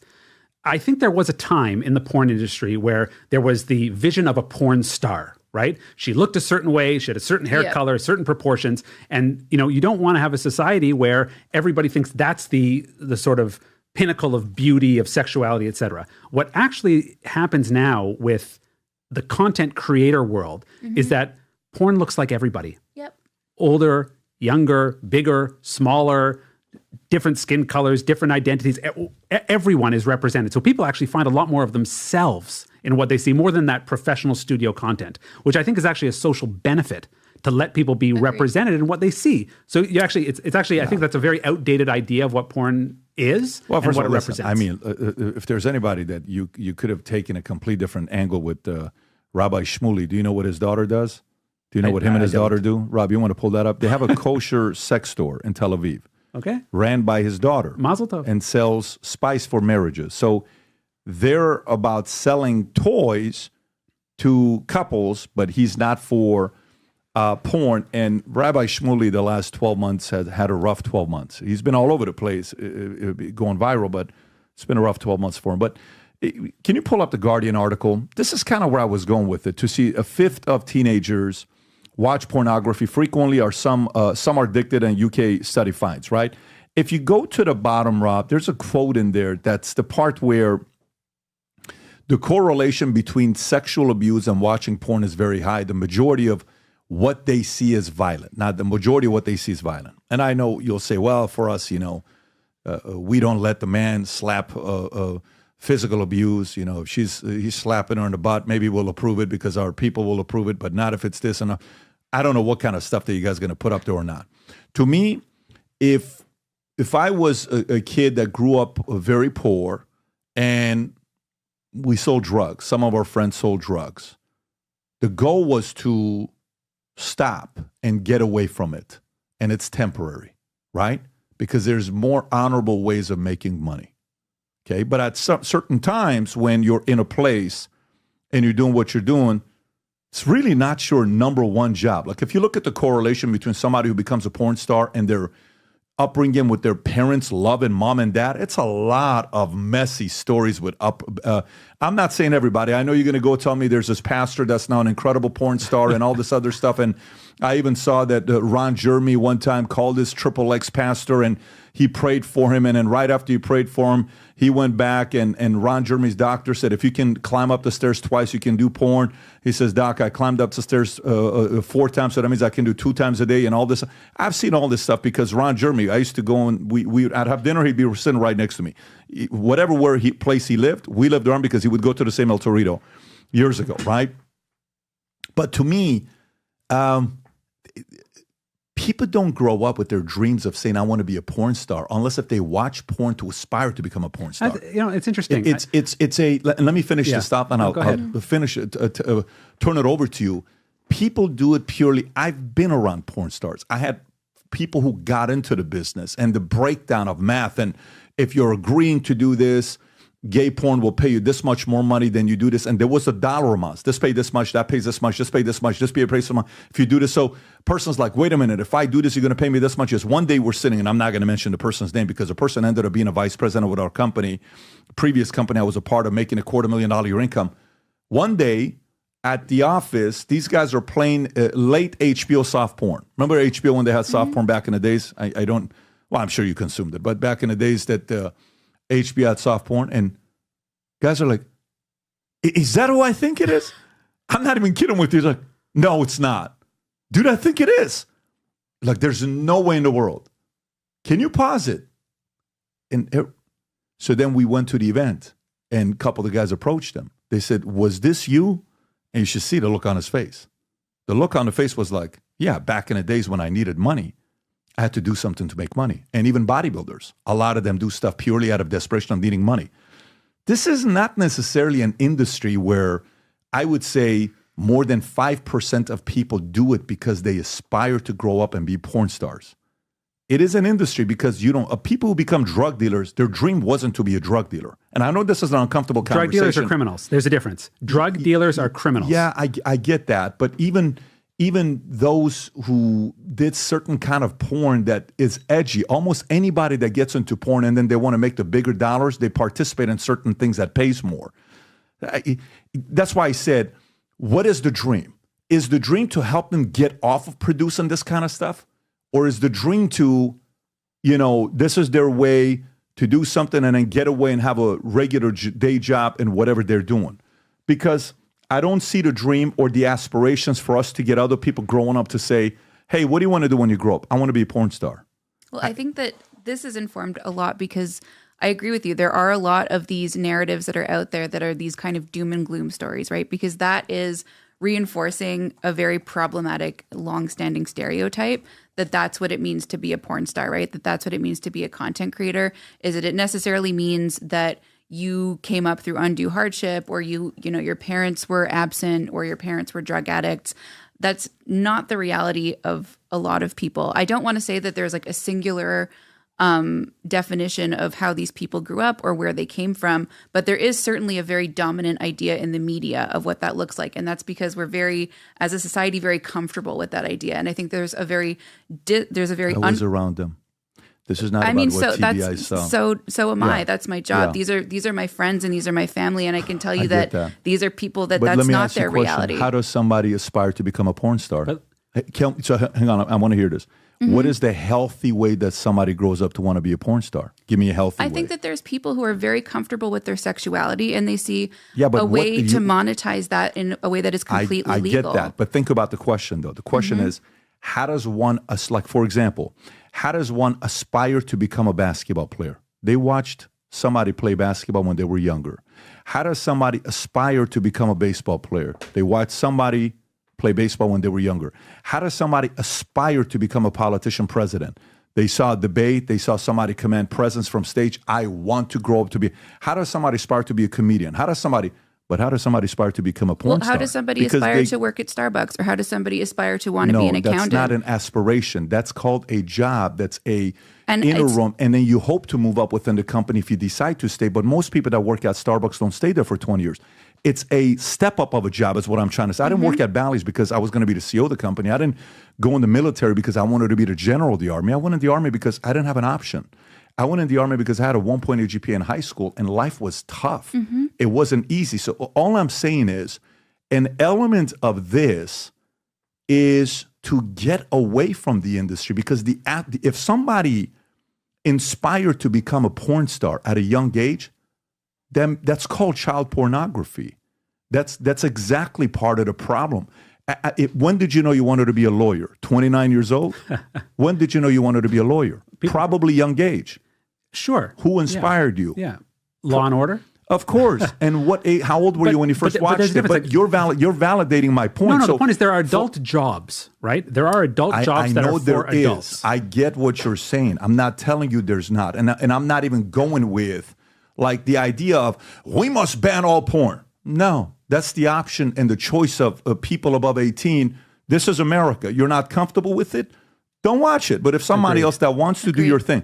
But you have to realize, how did one how were they inspired to be a porn star? But there's a whole bunch of assumptions in that people are inspired. No, I'll tell you what the assumptions. Do you want me to roll up how many documentaries of former porn stars' background? That people are inspired or aspire, right? People like Alex, who works with creators every single day, and not anecdotally, like talking about working with them, helping them through their business issues, helping them with trust and safety, helping them with all of these things, getting to know them. Yeah. They have stories that are as varied as you can imagine. In fact, before I got into this, 5% of them. No, before I got into this, I had never met anybody in the adult industry who at least admitted to me they were in the adult industry. Never. And I had all kinds of these preconceived notions. Right. What their background looked like, what their education looks like. And all of a sudden, I'm meeting people who are, and this is a very loaded word, normal, who are parents and spouses, who have advanced degrees, who come from strong, stable families. You're making the exception. So I'm telling you my experience, and you're telling me your experience. How good of a boxer are you? Come on, I'm a Jewish guy named Solomon with these glasses. That's my point. Why though? Why? Why are you not a boxer? Why are you not a jiu-jitsu fighter? How many jiu-jitsu? Can you type in how many jiu-jitsu fighters that are Jewish? I think they're good judo. We got judo guys. I know you do, but type in how many professional jiu-jitsu fighters that are Jewish. Okay, can you type that up? I'm a Christian guy. Okay, so there isn't much information about how many Jewish fighters there are. You know why? What's the profile of a fighter? Fighting is not illegal, but what's the profile of a fighter? What is the profile of somebody that became a fighter? Because they lived in a place that was probably not the best option, and they wished they could have become an accountant or a lawyer or something else. They didn't have another choice. I was a 1.8 GPA kid in high school. I didn't have a lot of choice. I went to the Army, and then later on, I got lucky to get into the financial services industry. I grew up with people that were in this space. The number one G dealer in the caps back. I was the guy. My guy was a friend of mine that had to drop him off in UK. Anyways, the number one pot sales guy, the number one ecstasy guy that went to jail for 9 years. These are all my buddies. Okay, so the point I'm trying to make to you is the part of it that if somebody is in this space, it's to say, if somebody got into this space, they had a rough upbringing. No one grows up to be a porn You know what's star. interesting? There's a lot of truth in what you're saying, by the way. And I think it actually brings us to agreement more than disagreement.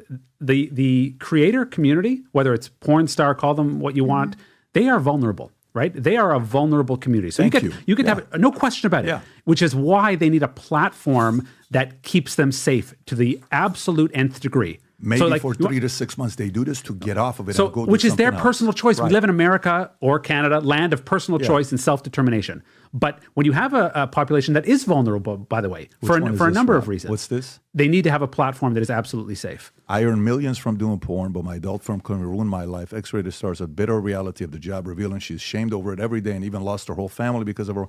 By the way, this is just one story. This is the Daily Mail, and this is a story about Riley Reid, who is a multimillionaire and who owns her own agency. Do you know how many stories we can? Sorry, her own agency of what kind of agency? She has her own content management agency. She's happily married with a kid. Alexandra, what I'm trying to say to you is, I can give you hundreds of stories like this.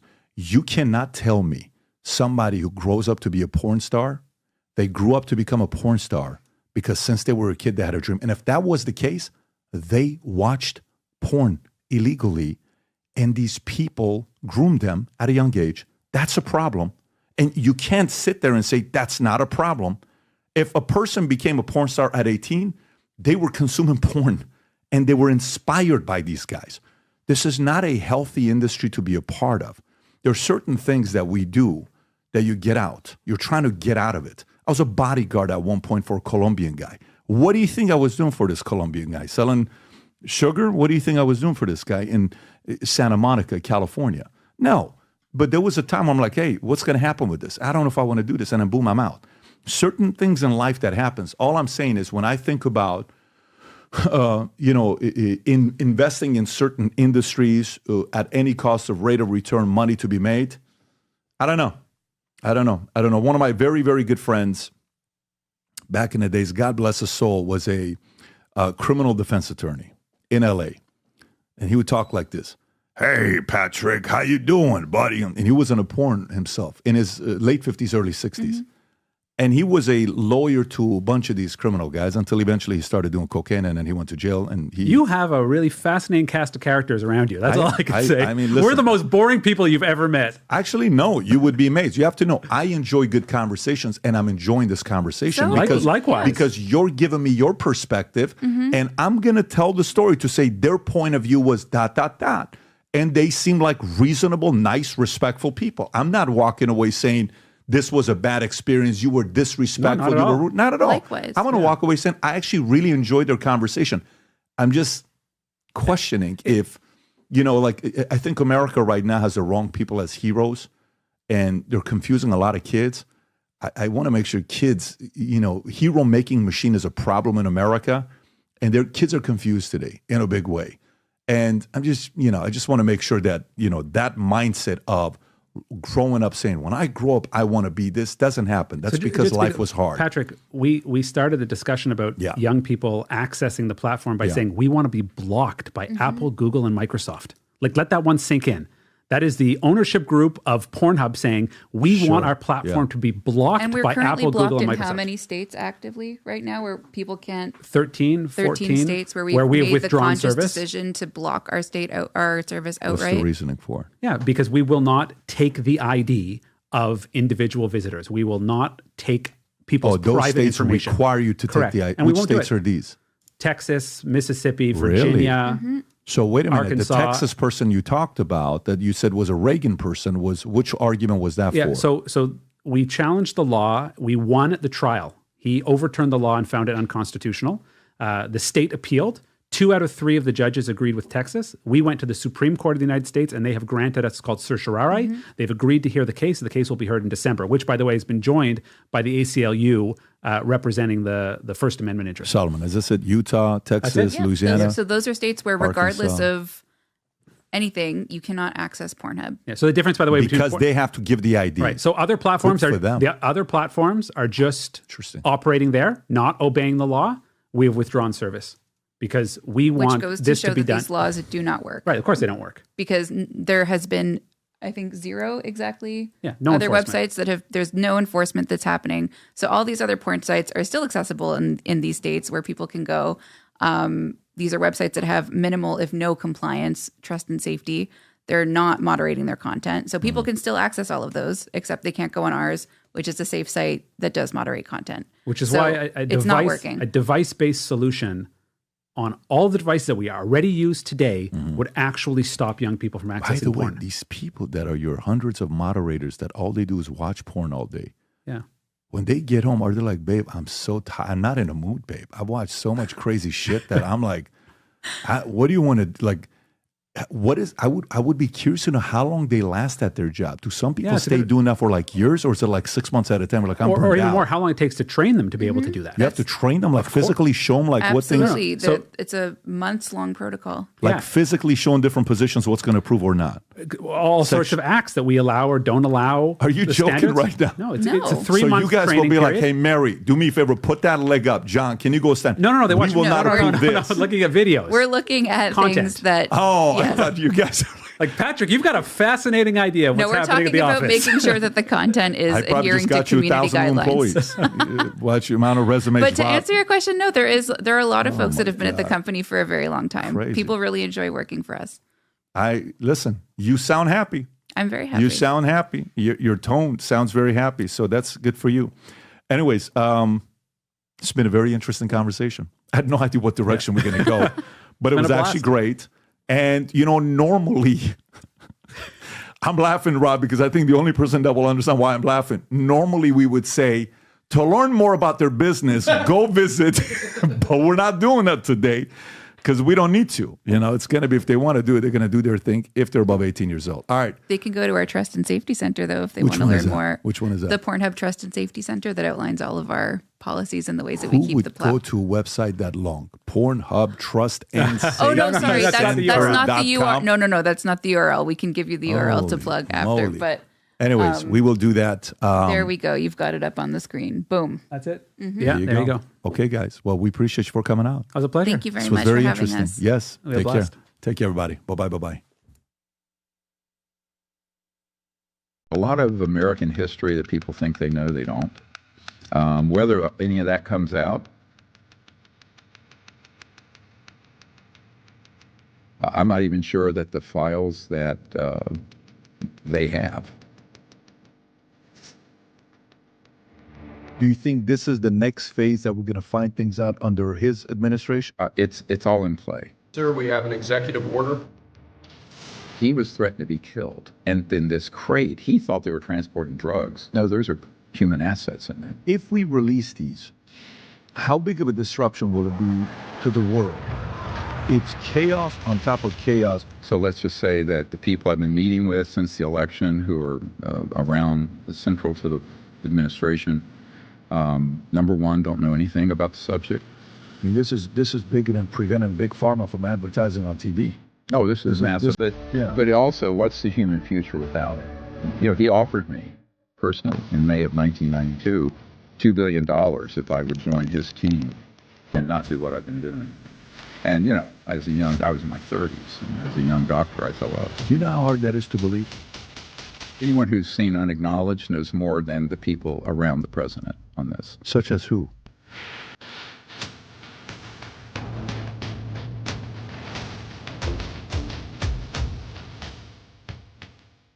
Just a few days ago, we hear from a Congressman Burchett saying that there's possibilities of underwater UFOs.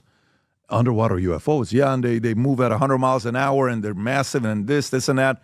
So today, Stephen Greer gave his perspective on that. We also talked about how Stephen Greer, his entire life's been dedicated to UFOs, unidentified objects. All these things is what he's been, committing his entire life to. So I said, how confident are you that Trump's administration, with Ratcliffe, Hexet, others, are going to pursue this? His answer wasn't what I expected. I also selfishly wanted to ask him a little bit more. I showed him this clip, a deleted footage of the 1969 moon landing, wanted to get his reaction to it, where you'll see something happens on the back end.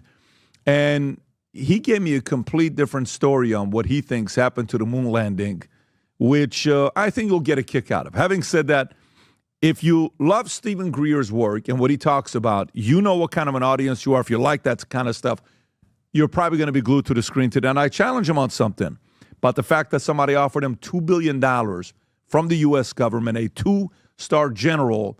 I pushed him on a little bit. You'll see what his response was on why somebody from the government would give you $2 billion or offer to give you $2 billion.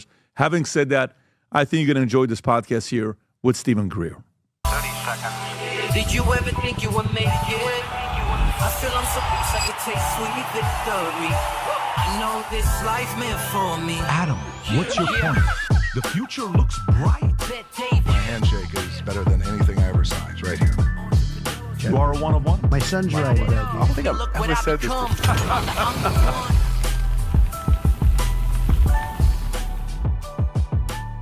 So we're back at it again. This is what, 3 or 4? I think it's one of them, right? We've done a few. This is 3. Fantastic. Yeah.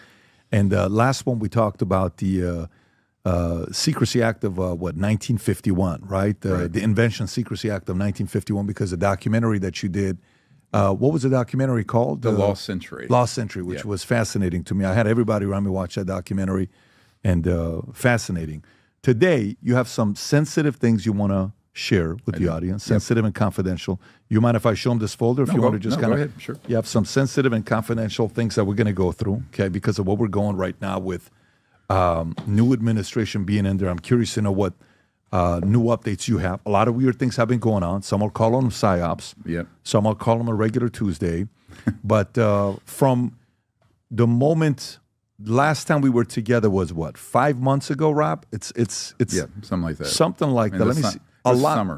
A lot's changed since last time is what the point I'm trying to make. So what is new? What is the latest with things that are going on with Trump specific to the topics you and I discussed last time? Well, in advance of the election, there was a team of people who worked at black sites or covert sites dealing with UAPs.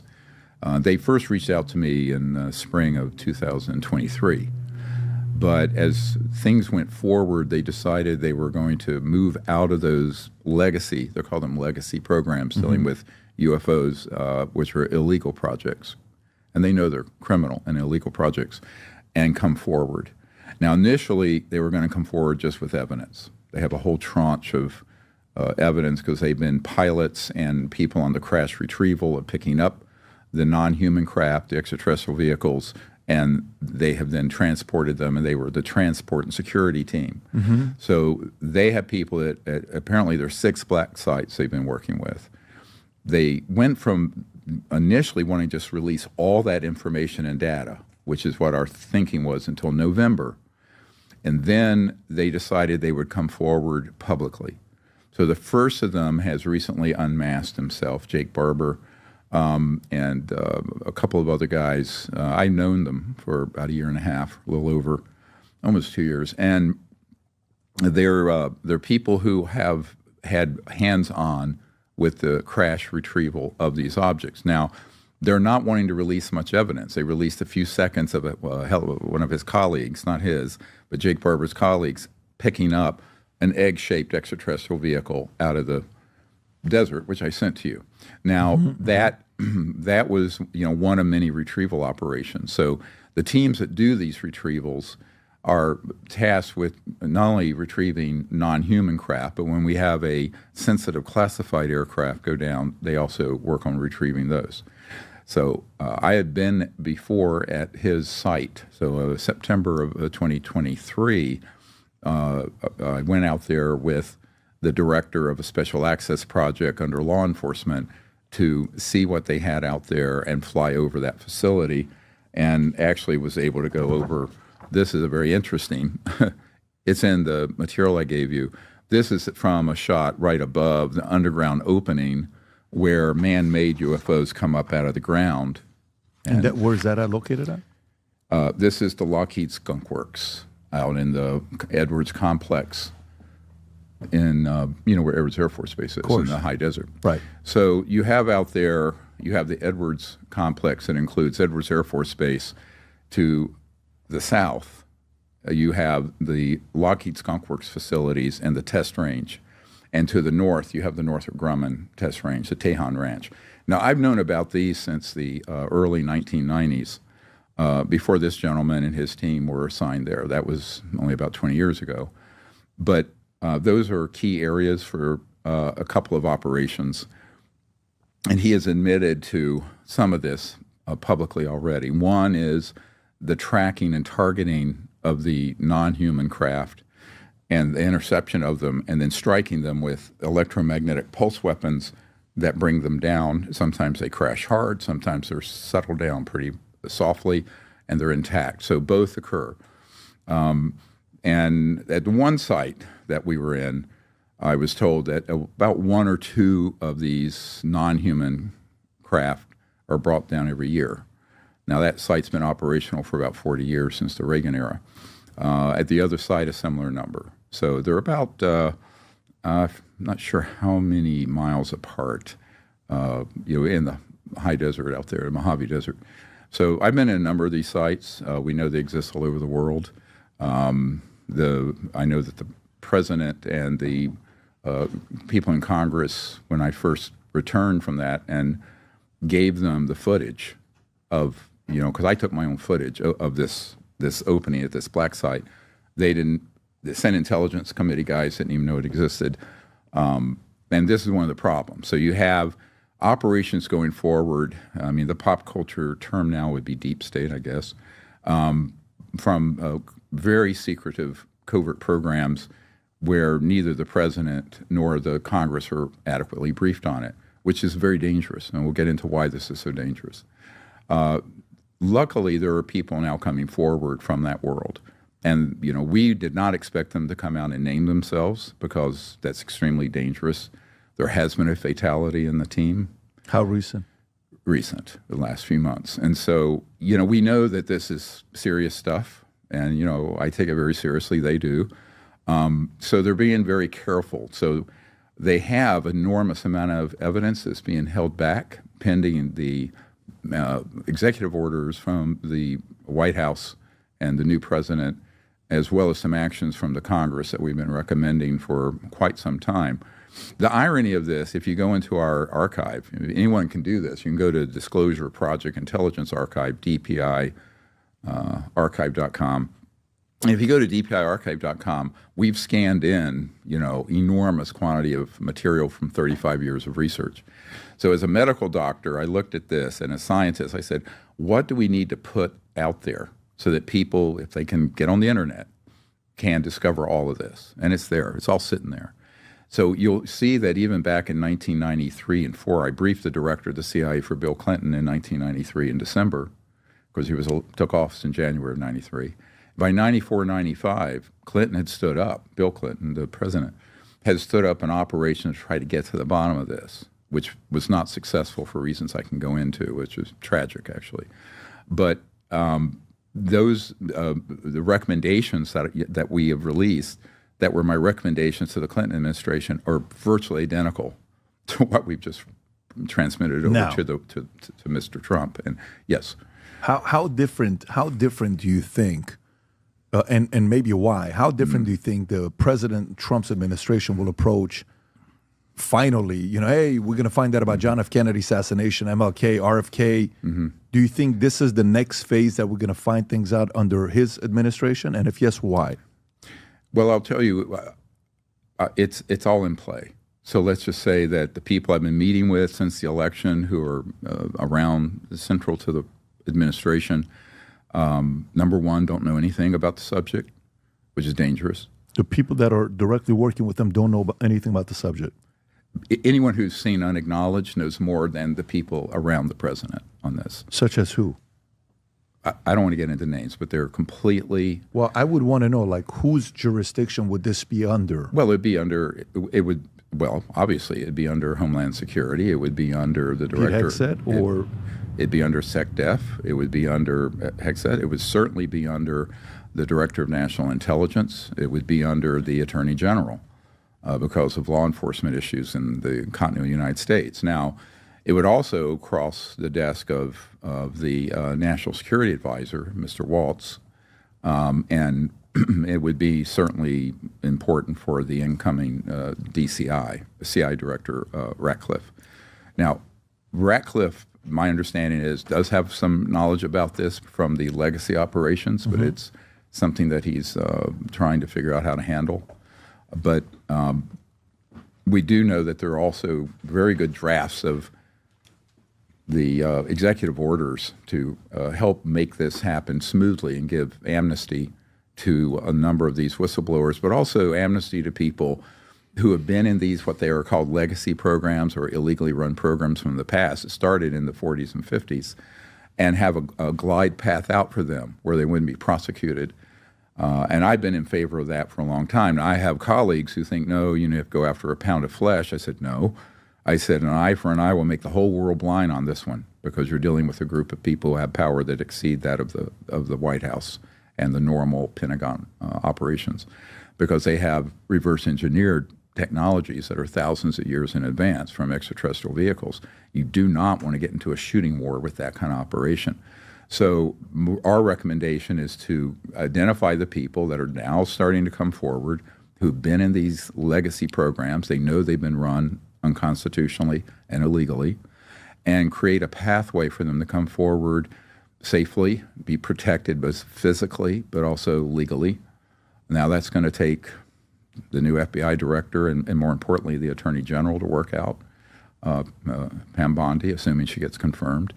And it will certainly take some executive orders from POTUS, from President Trump.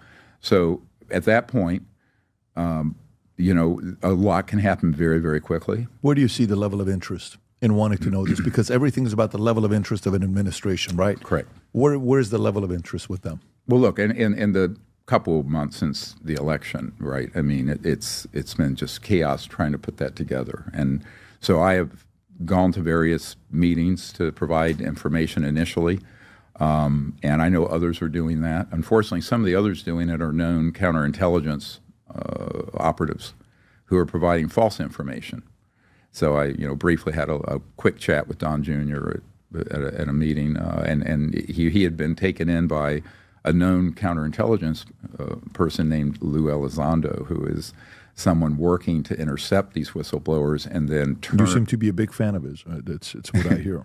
No, Elizondo is a paid disinformation person. And how convinced are you of that? 100%. I have an email from the top guy at the CIA who was there when Ronald Reagan wanted to know about this when he was running for governor, who was a very young postdoc, and he immediately wrote and said this is what he's doing. Now, recently, Mr. Elizondo has started saying more correct information. Initially, he said, all of these objects out here, we don't know what they are or how they fly. Now he's admitting we have the man-made ones.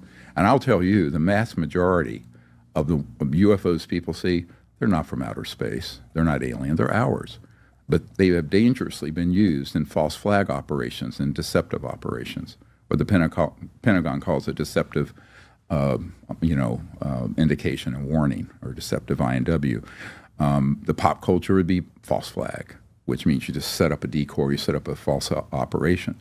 So that was his primary responsibility when he first emerged, was to gaslight officials, gaslight Congress, and intercept witnesses. That's a job, right? So it's a very big job. And there are a lot of people like that out there in what we call the legacy UFO subculture. They're embedded. I mean, they're not going to wear a sign that say, hey, I'm from, this operation. But is it an actual, is there actually a undisclosed division where your job is to gaslight and confuse people, or is it absolutely, or is it everyone's job to gaslight and distract? Because like the opposite of a marketing, how like the propaganda book that was written, right? The opposite of marketing, which is you're marketing a lie to confuse the American people, so they're looking here versus here. You're saying there's a division of people that do that intentionally. Yes, it's a whole counterintelligence, psychological warfare operations out of CIA and other agencies, and that's what they do. And I've known some of these players since the early 90s. One of them that had been involved back in those days was had been head of special forces and Army intelligence named General Albert Stubblebine, and he offered me personally in May of 1992 $2 billion if I would join his team and not do what I've been doing. And, I was in my 30s, and as a young doctor, I thought, well, it's $2 billion, Steve. Yes. You know how hard that is to believe? Oh, I don't care. Put me under a lie detector. Ask my wife. which we're having our 46th anniversary this year. That's what happened. Then he approached her. But you have to understand the money involved. Why is this so secret? It either exists or it doesn't exist. It does exist. How could it be kept so secret? And this is a long discussion to get into of what the modus operandi is of counterintelligence on this. But, it's through bribery, blackmail, threats, wet works, targeted killings, assassinations. You know why $2 billion is hard to believe? Because the only reason he would have gone to $2 billion is because you kept saying no to 50 million, 10 million, 100 million, 200 million, and it eventually goes to $2 billion. No, because they knew, okay, let's cut to something that's very controversial. This is what's starting to come out through these black sites where they have operators that target the non-human craft. So if you go back to 1991, I published a paper called The Comprehensive Assessment of the UFO/ETI subject, extraterrestrial intelligence subject. It went all through the intelligence community and the aerospace community. And part of that paper was a description of the technologies that are non-human, where they interface with very advanced electromagnetic fields for communication with thought. It'd sort of be like what Elon Musk is trying to do with Neuralink, but without the speed of light, where there's a direct interface between the conscious field and thought and a machine.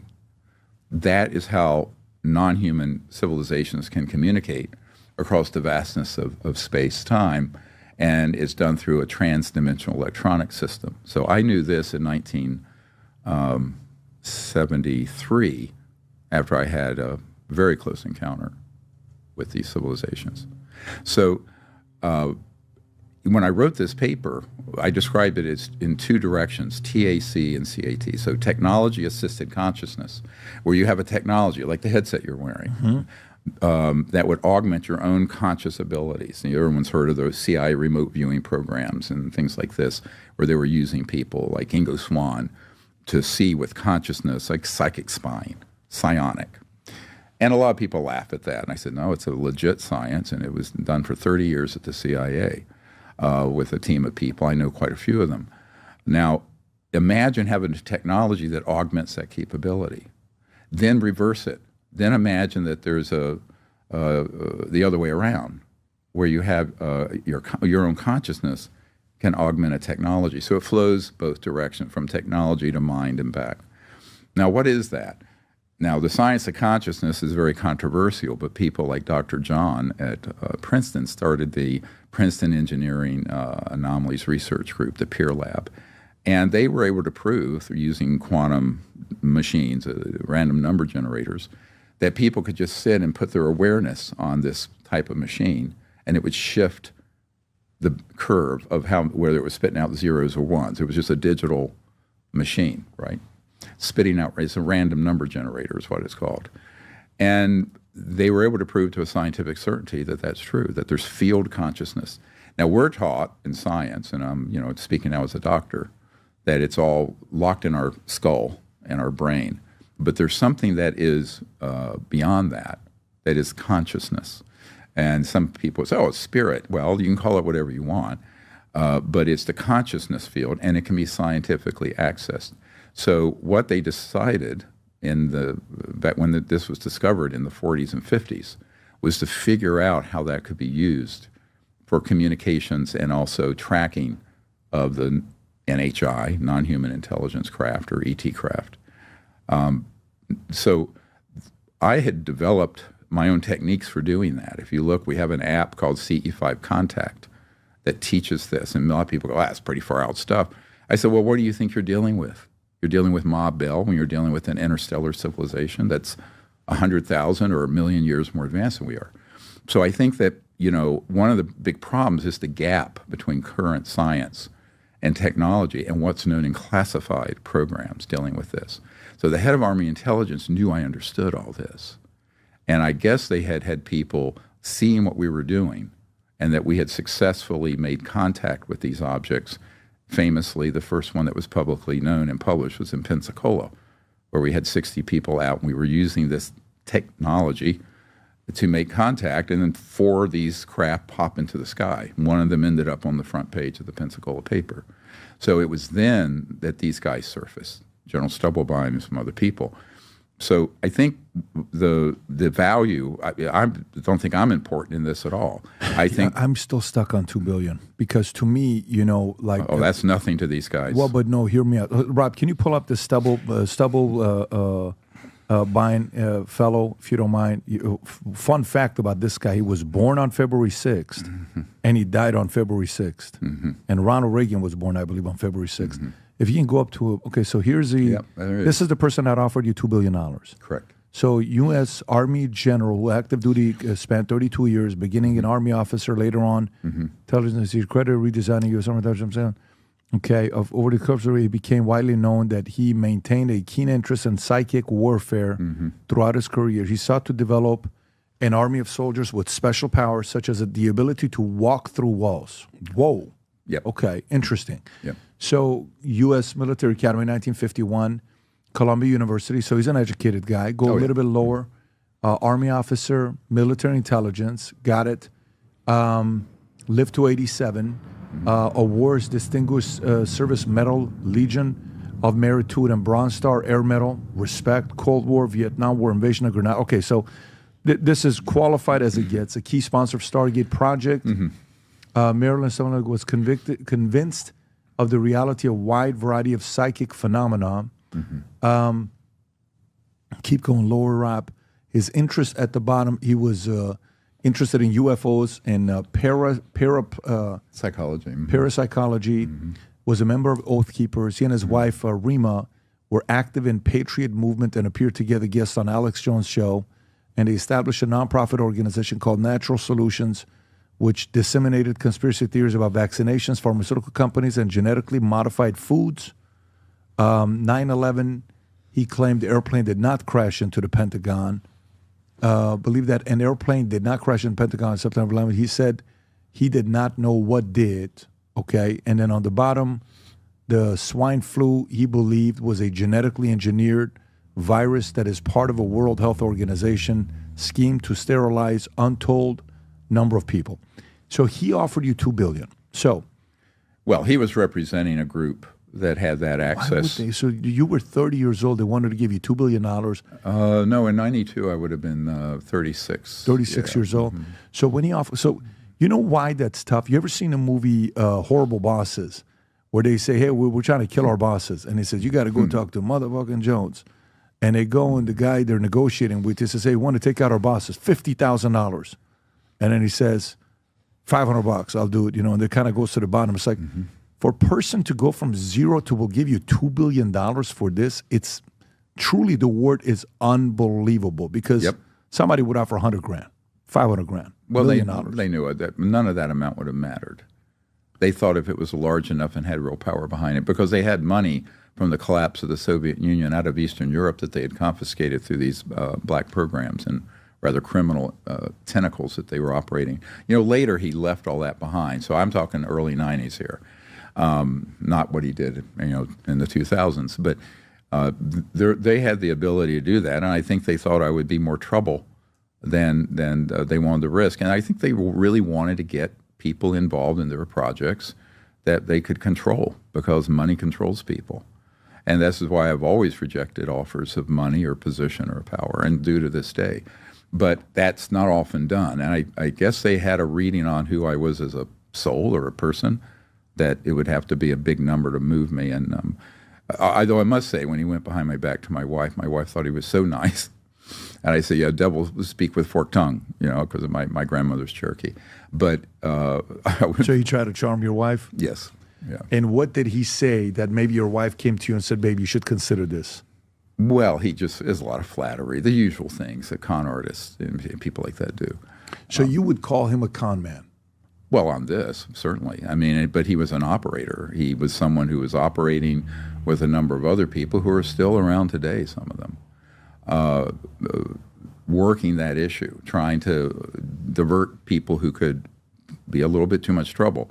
You know, as Gordon Creighton said, you know, who used to publish Flying Saucer Review that, you know, Prince Philip and Prince Charles would get.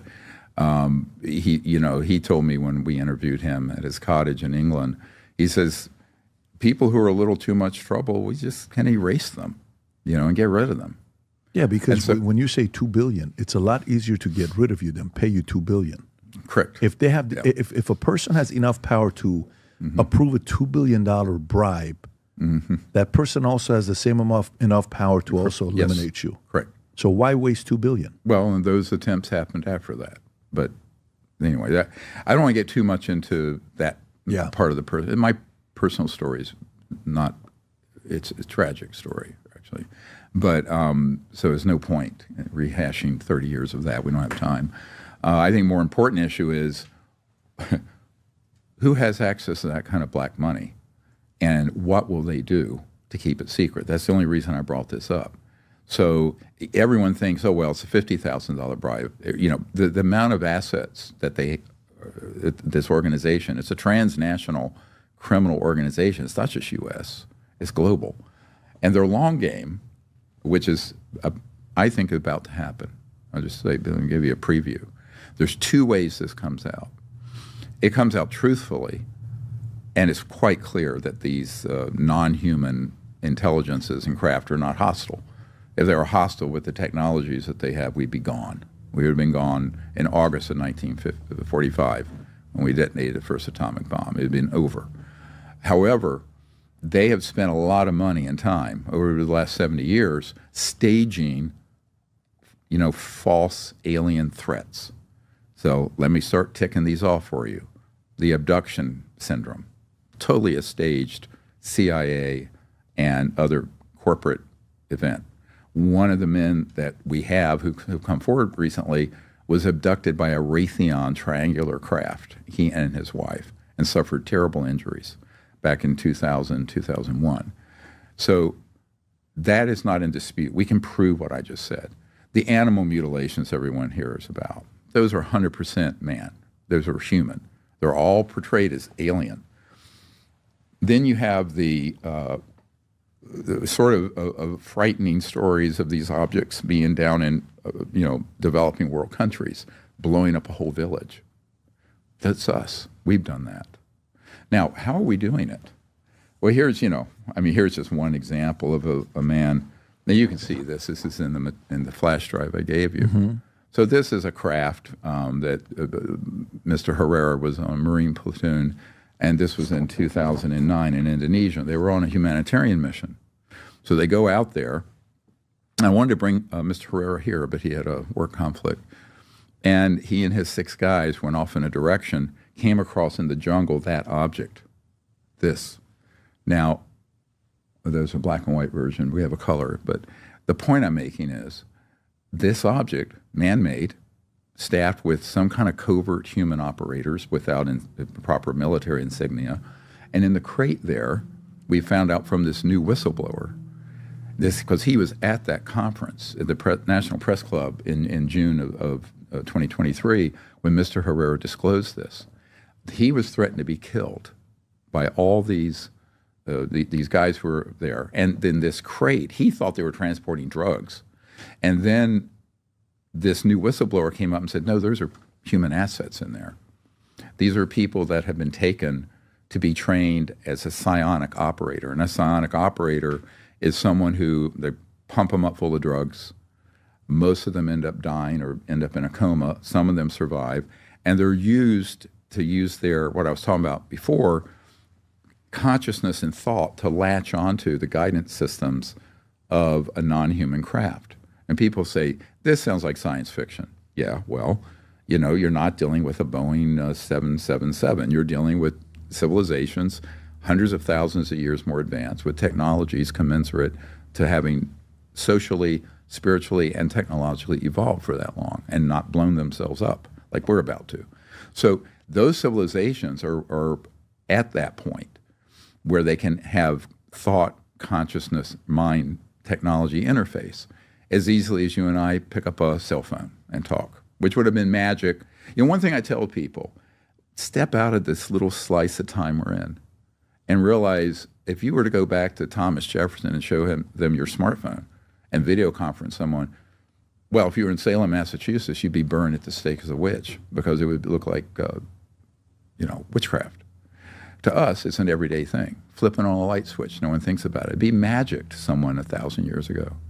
So imagine, now let's extrapolate that technology curve into the future, a few 100,000 or 1,000,000 years. What do you think you're going to have? You're not going to have what everyone's expecting. And this is the blind spot of scientists, frankly. They're always looking at right now or in the rearview mirror. And when you're encountering a civilization's non-human intelligence is this advanced, you've got to put everything you know on a shelf because we don't know anything. I mean, we're like half a step out of the jungle scientifically.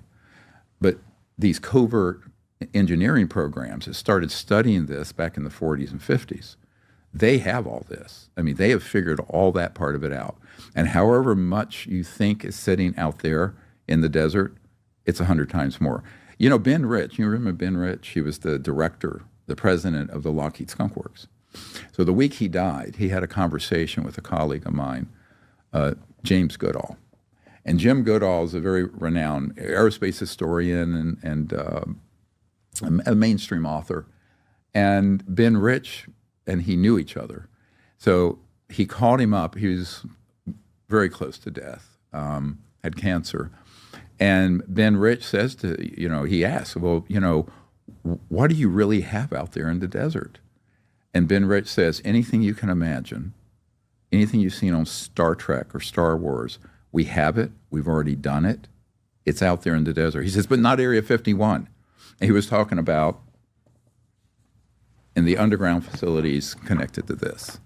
So what that opening is connects to a place called the Ant Hill, which is to the east, out in the desert further, and goes underground through a series of bases. They're known as STIFs, subterranean facilities.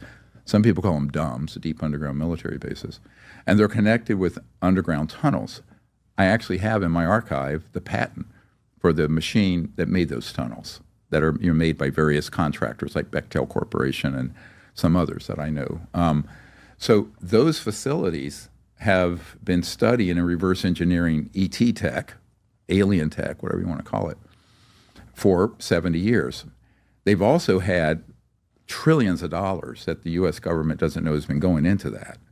And I will say, of all the scientists I've met in the world from any academic institution, the scientists that get picked out of high school or college working on this technology, this Raytheon triangle, they are the brightest, most accomplished scientists, highest IQ I've ever met, period.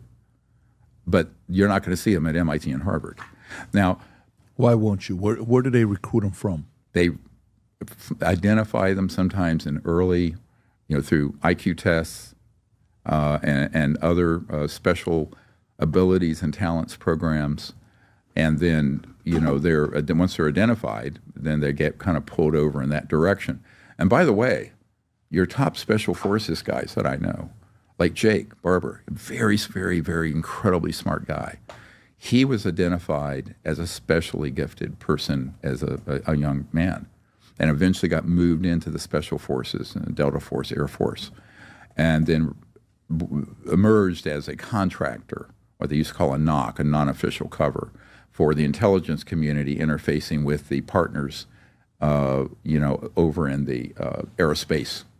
So he was assigned to the aerospace corporations, but also as an intelligence guy, and I know what agency he was from. So that is how it's done. But he was identified as a relatively young man, as very incredibly gifted, and he is.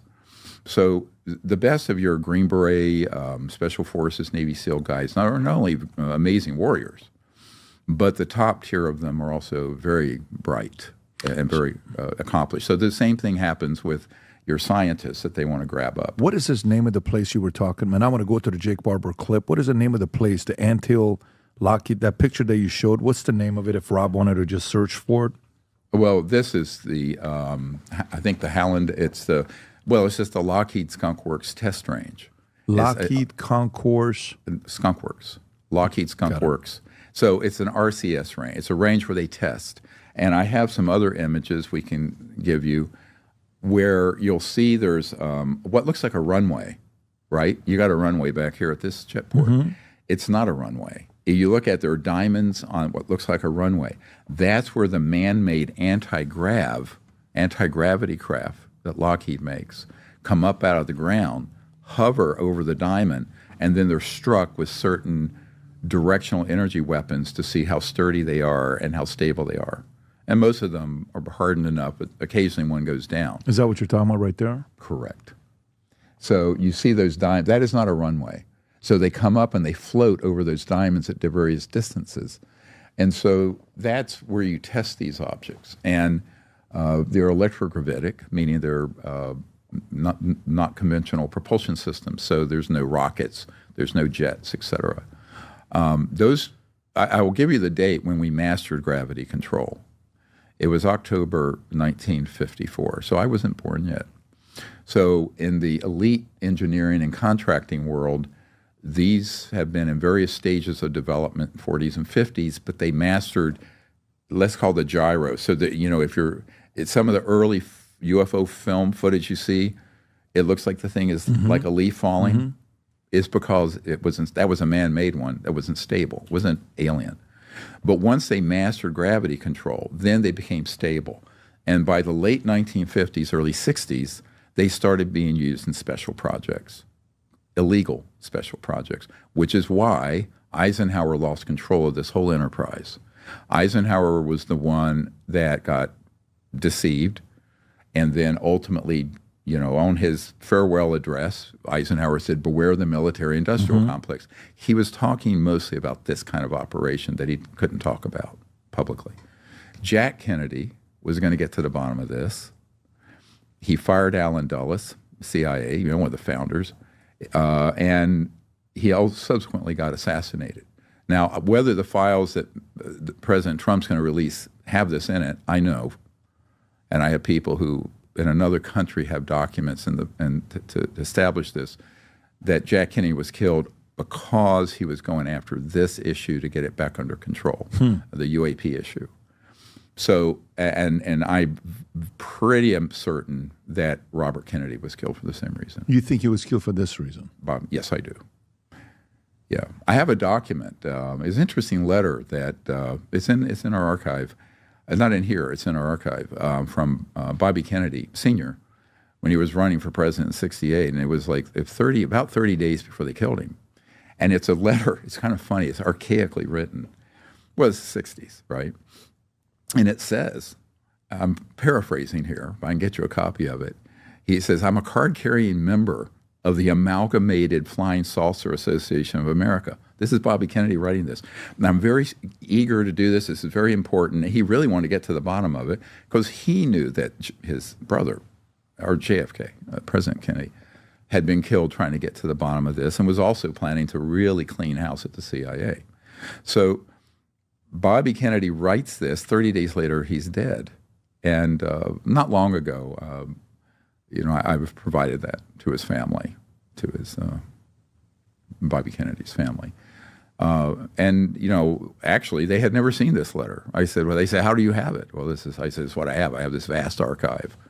And it's authentic. And so this goes back a long time. A lot of American history that people think they know, they don't. Whether any of that comes out, I'm sort of skeptical, actually.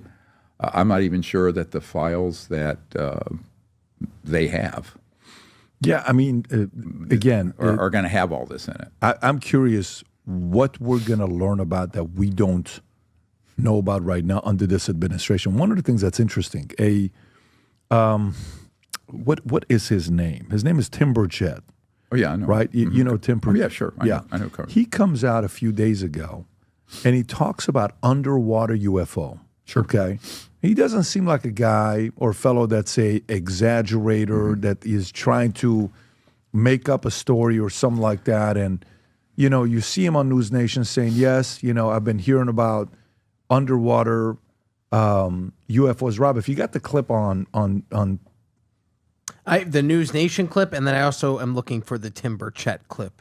Yeah, if you have a Tim Burchett, that's the one right there. I think, no, that's not the one. No, that's when he's calling Jim Acosta. Right here, right there. Go for it. What is your message to Trump tonight? Disclosure. America deserves to know the facts, and I believe we are not alone. I don't know at what point. I think in God's great universe, I don't believe we're the greatest thing he's ever created. I think that's very arrogant on our part. And President Trump has confided that, in fact, he will be releasing some of these, and I plan to have that conversation again with him very soon, and I would like to see that. What is your message? Underwater UFOs as big as football fields, moving 100 miles an hour. He said some number that he gave, right?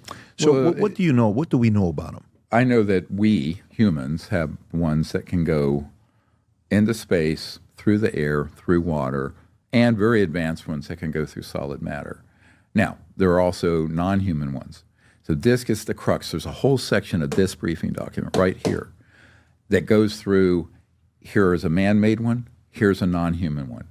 And the differences, and Mr. Barber will confirm this, the technology has advanced so far in these operations that are being run unconstitutionally, the legacy aerospace and UFO programs, that it's very hard to distinguish a human one from a non-human one. This is dangerous. Why? Because people in the Pentagon that I have briefed who are not read into this, I mean, we're talking generals. The head of the Defense Intelligence Agency years ago had no information on this. The head of intelligence for the Joint Staff, go look up Admiral Tom Wilson. You know, I was there, and as this whole scandal happened, because after Edgar Mitchell died, the astronaut who I'd brought to this meeting, his notes about the meeting leaked. And there was this brouhaha about the fact that I did a stand-up briefing for Admiral Wilson, who was the head of intelligence Joint Staff. And if you look at the summary that was done by, I think it was Eric Davis, who is an operative also, an intelligence operative, debriefing Admiral Wilson after he left office, it confirms that this happened. But part of what's left out is that I had given a briefing like this by courier to the Admiral before I did the stand-up briefing in his offices. And I was there, my military advisor, and Eisenhower era Army whistleblower. And what happened? Now, this is like 1999. We're talking a long time ago. Mm-hmm. That I'd fly up from North Carolina and, from my being an emergency doctor and do this in my spare time. What a crazy life, man. But and he made inquiries. There were some code names on a document I had that's from the National Reconnaissance Office, NRO, runs the super secret, and it's from Nellis Air Force Base. And it was a security alert because there were some civilians trying to spy on the range where they were testing these things. And based on that, he was able to identify some of the offices dealing with this. So he called one up. And he said, I'm Admiral Tom Wilson, J2, Joint Chiefs of Staff, the head of intelligence, Joint Chiefs of Staff. They said, oh, yes, sir, we know who you are. And he started drilling them on this issue. They said, sir, we can't tell you about this, talk to you about this. And they hung up on him. He subsequently got threatened personally and was threatened with being demoted, all right? Now, that's the kind of thing done to decorated senior officers at the Pentagon who are not read into this.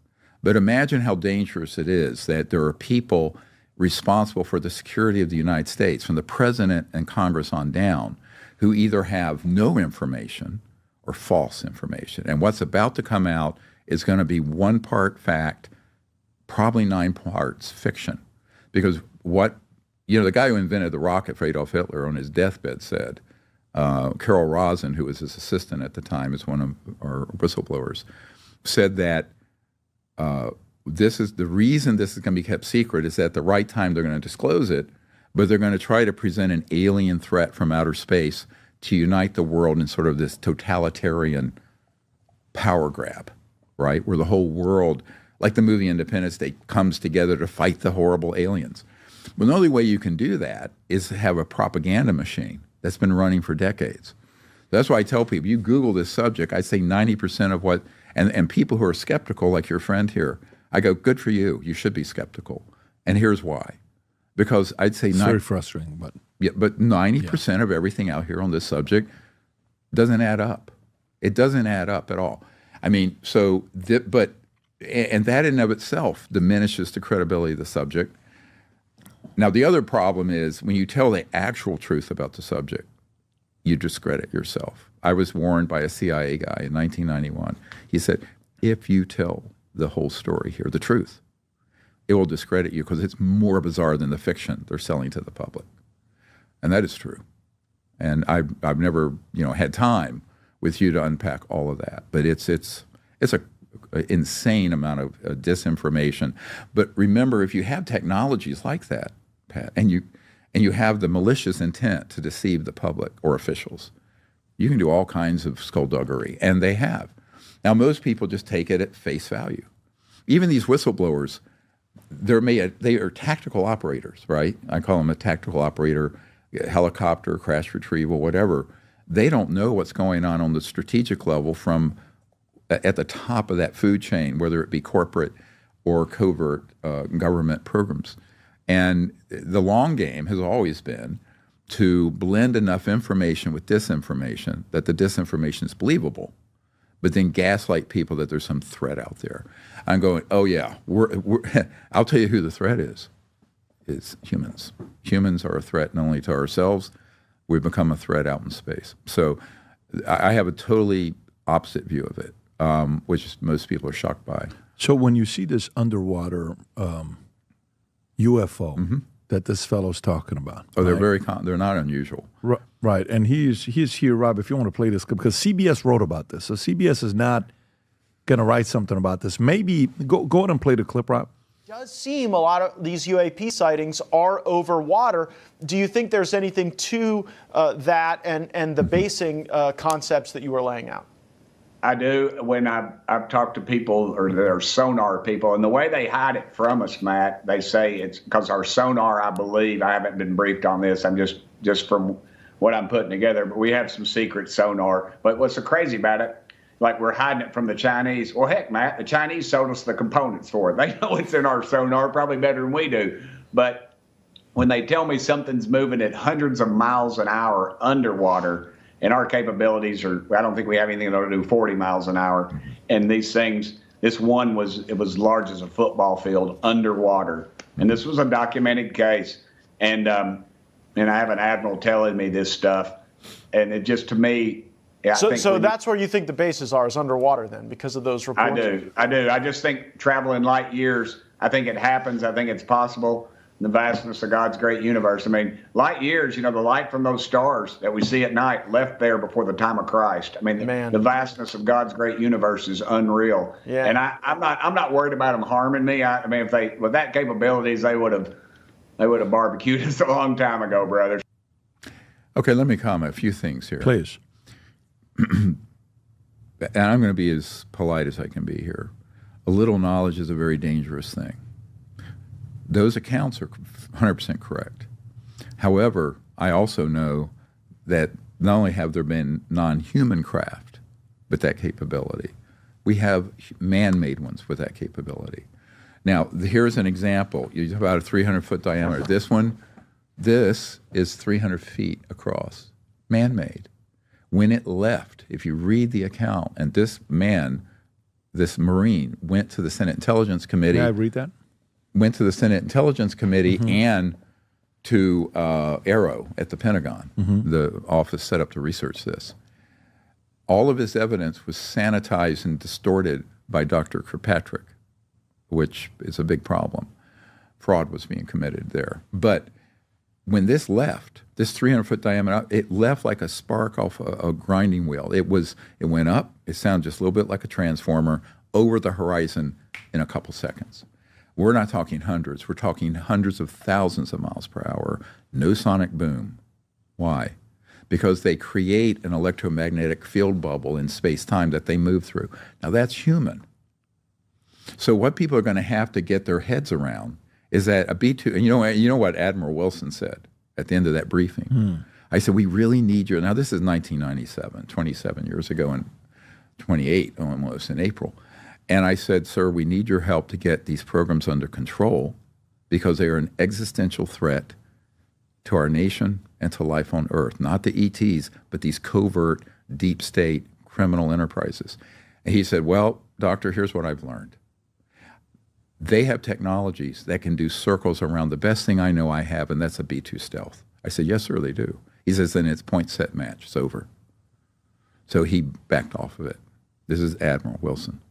Now, one of the big problems is this has happened over and over in meetings I've been taking with people all the way back to the director of the CIA for Clinton. But to Clinton's credit, Clinton actually did stand up a very, and probably the best in modern times, effort. It was called Team Red, to penetrate these black illegal projects. Team Blue would be your conventional military. And this was an entity that could be inserted and kind of switch both ways, right? The problem with that is that Team Red was eventually all absorbed into Team Black, or they were killed. Now, I'm working with someone who was part of Team Red as a young man in 1995. But that enterprise went south very badly. And what do you mean? It was destroyed. And it was parts of it, I think, were a bloodbath, from what I understand. So, of course, this was very clandestine. It was an attempt to penetrate illegal black projects within our own country. But you're talking 30 years ago now. But President Clinton really did try to fix this, although he never talked about it publicly. And that's kudos to him. And then he backed off because it was just too dangerous. So here's the big problem with any administration, because I've read between the lines, been doing this a little while. You know, they don't know enough to make a proper strategic plan. And this is why they need good advisors. You know, I don't care if it's me, but it's got to be somebody. It can't be somebody who's going to give you 1 part truth and 3 parts misinformation or disinformation, or fold in all those scary alien stuff. Well, I mean, which is exactly what people like Elizondo and others are doing. So the problem is that if you have something this important, let's say just for argument's sake, let's say that everything I'm saying is true. Mm-hmm. This is all planning to come out this year through the intelligence community and a whole group of whistleblowers with the evidence and the proof. If this is handled wrong, what I've had conversations with people who have coming into the administration, they know that this will be 1,000 times worse than what went bad with COVID. It'll be 1,000 times worse than that. Why is that? Because if you get this wrong and it pivots the whole world in a panic, because there's non-human intelligence out there that are presented as a threat, that are abducting people and killing people and doing this, and it gets spun and mutilated into that direction, which has always been this covert group's plan. Then we're going to go into a dystopian tailspin that will be way worse than COVID. So, but if you get it right, you get the golden age. You know, there's all this talk, the golden age. Well, we wanted that in the 90s, you know. So we thought, well, if this comes out, because here's why they connect the dot to what you just said about the lost century, about the technologies. Hello, I'm Dr. Stephen Greer. I'm on Minect. If you'd like to ask me questions or learn more about the UFO UAP issue, contact me there, and we can unpack whatever you want to know about the disclosure efforts, about covert technologies, and what's going to be coming up in the next year or so as we go forward in a large disclosure on the extraterrestrial and UFO issue. Imagine having technologies that I think for quite some time you're going to leave alone the propulsion systems, because obvious something that moves at that speed, it can be a missile delivery system. You just can't put the plans for that out on the internet and say, go build one. However, the technologies that allow for energy generation from what's called the 0 point or quantum vacuum of space-time, meaning within the fabric of the space in this room, you can generate enough power to run your building with no pollution, no electric bill, no nuclear, no oil, gas, coal, no solar. It's a whole new physics, and that's been documented and proven to exist for decades. Now, that coming out would eliminate poverty in 20 years, but it would also fix the environmental problems. And even if you don't think there's any climate change, you certainly have to admit that there are 5 million people a year dying from particulate matter in their airways and heart and lungs from burning fossil fuels. Nuclear power is even worse. You have an ionizing radiation that's around for millions of years when we don't need it.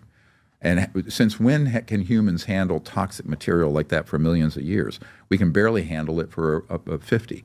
So these are great solutions that would be it'd be the tide that would lift all ships economically. 3 billion people who are in poverty would come up out of poverty. Yeah. And so now there are going to be some losers. You know, maybe maybe you own a drill, baby, drill. Yeah, they're going to be like, wait a minute. Well, you want to bring 0-point quantum? But wait. But this is not like an app that you download. This is something that's going to take decades to get out. Doesn't matter. But yeah, the futures market are going to go, oops, we don't need oil anymore. So I was talking to the managers of a $2 trillion mutual fund. This is disruption at the highest level. I mean, if this is so this is the part that I'm thinking about. But you're not going to get the golden age by using technologies from the 1800s. Yeah, but what you're going to get if it's the 0-point quantum Invention Secrecy Act of 1951, and they release those. Let's just say that is all real. It is. And let's say that exists, and that is released.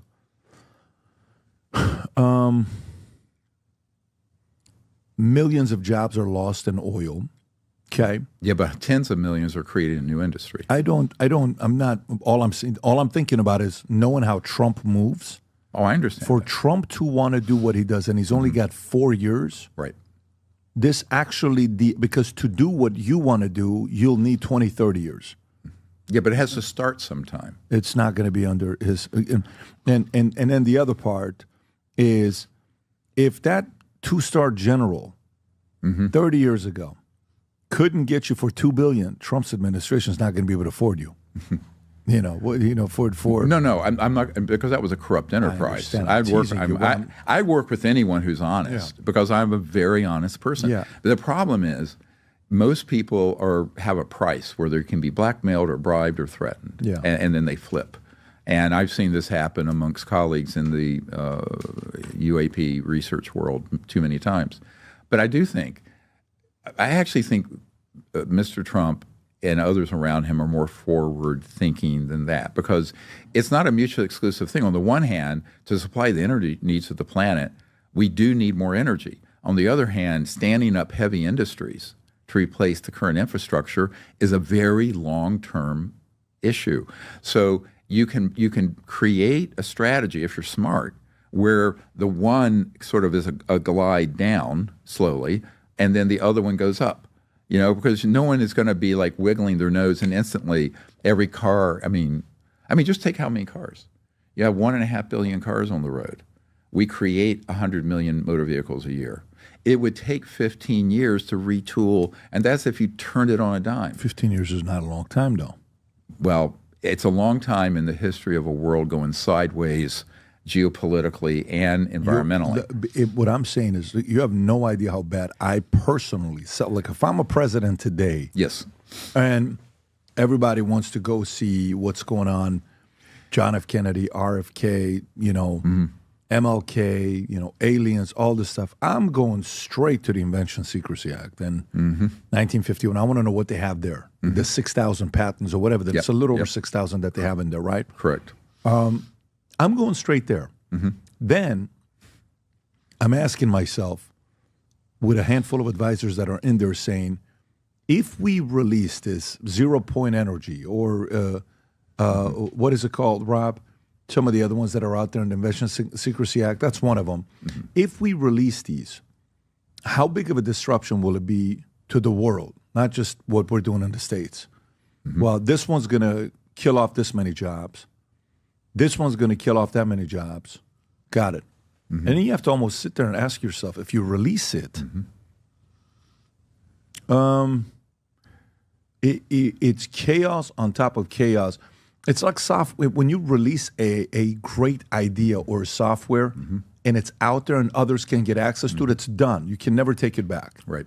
When they invented a nuclear bomb, you can never take it back again. Right. Now it's out there, right?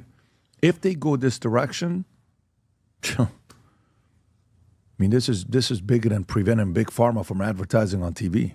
Oh, this is massive. But also, what's the human future without it, right?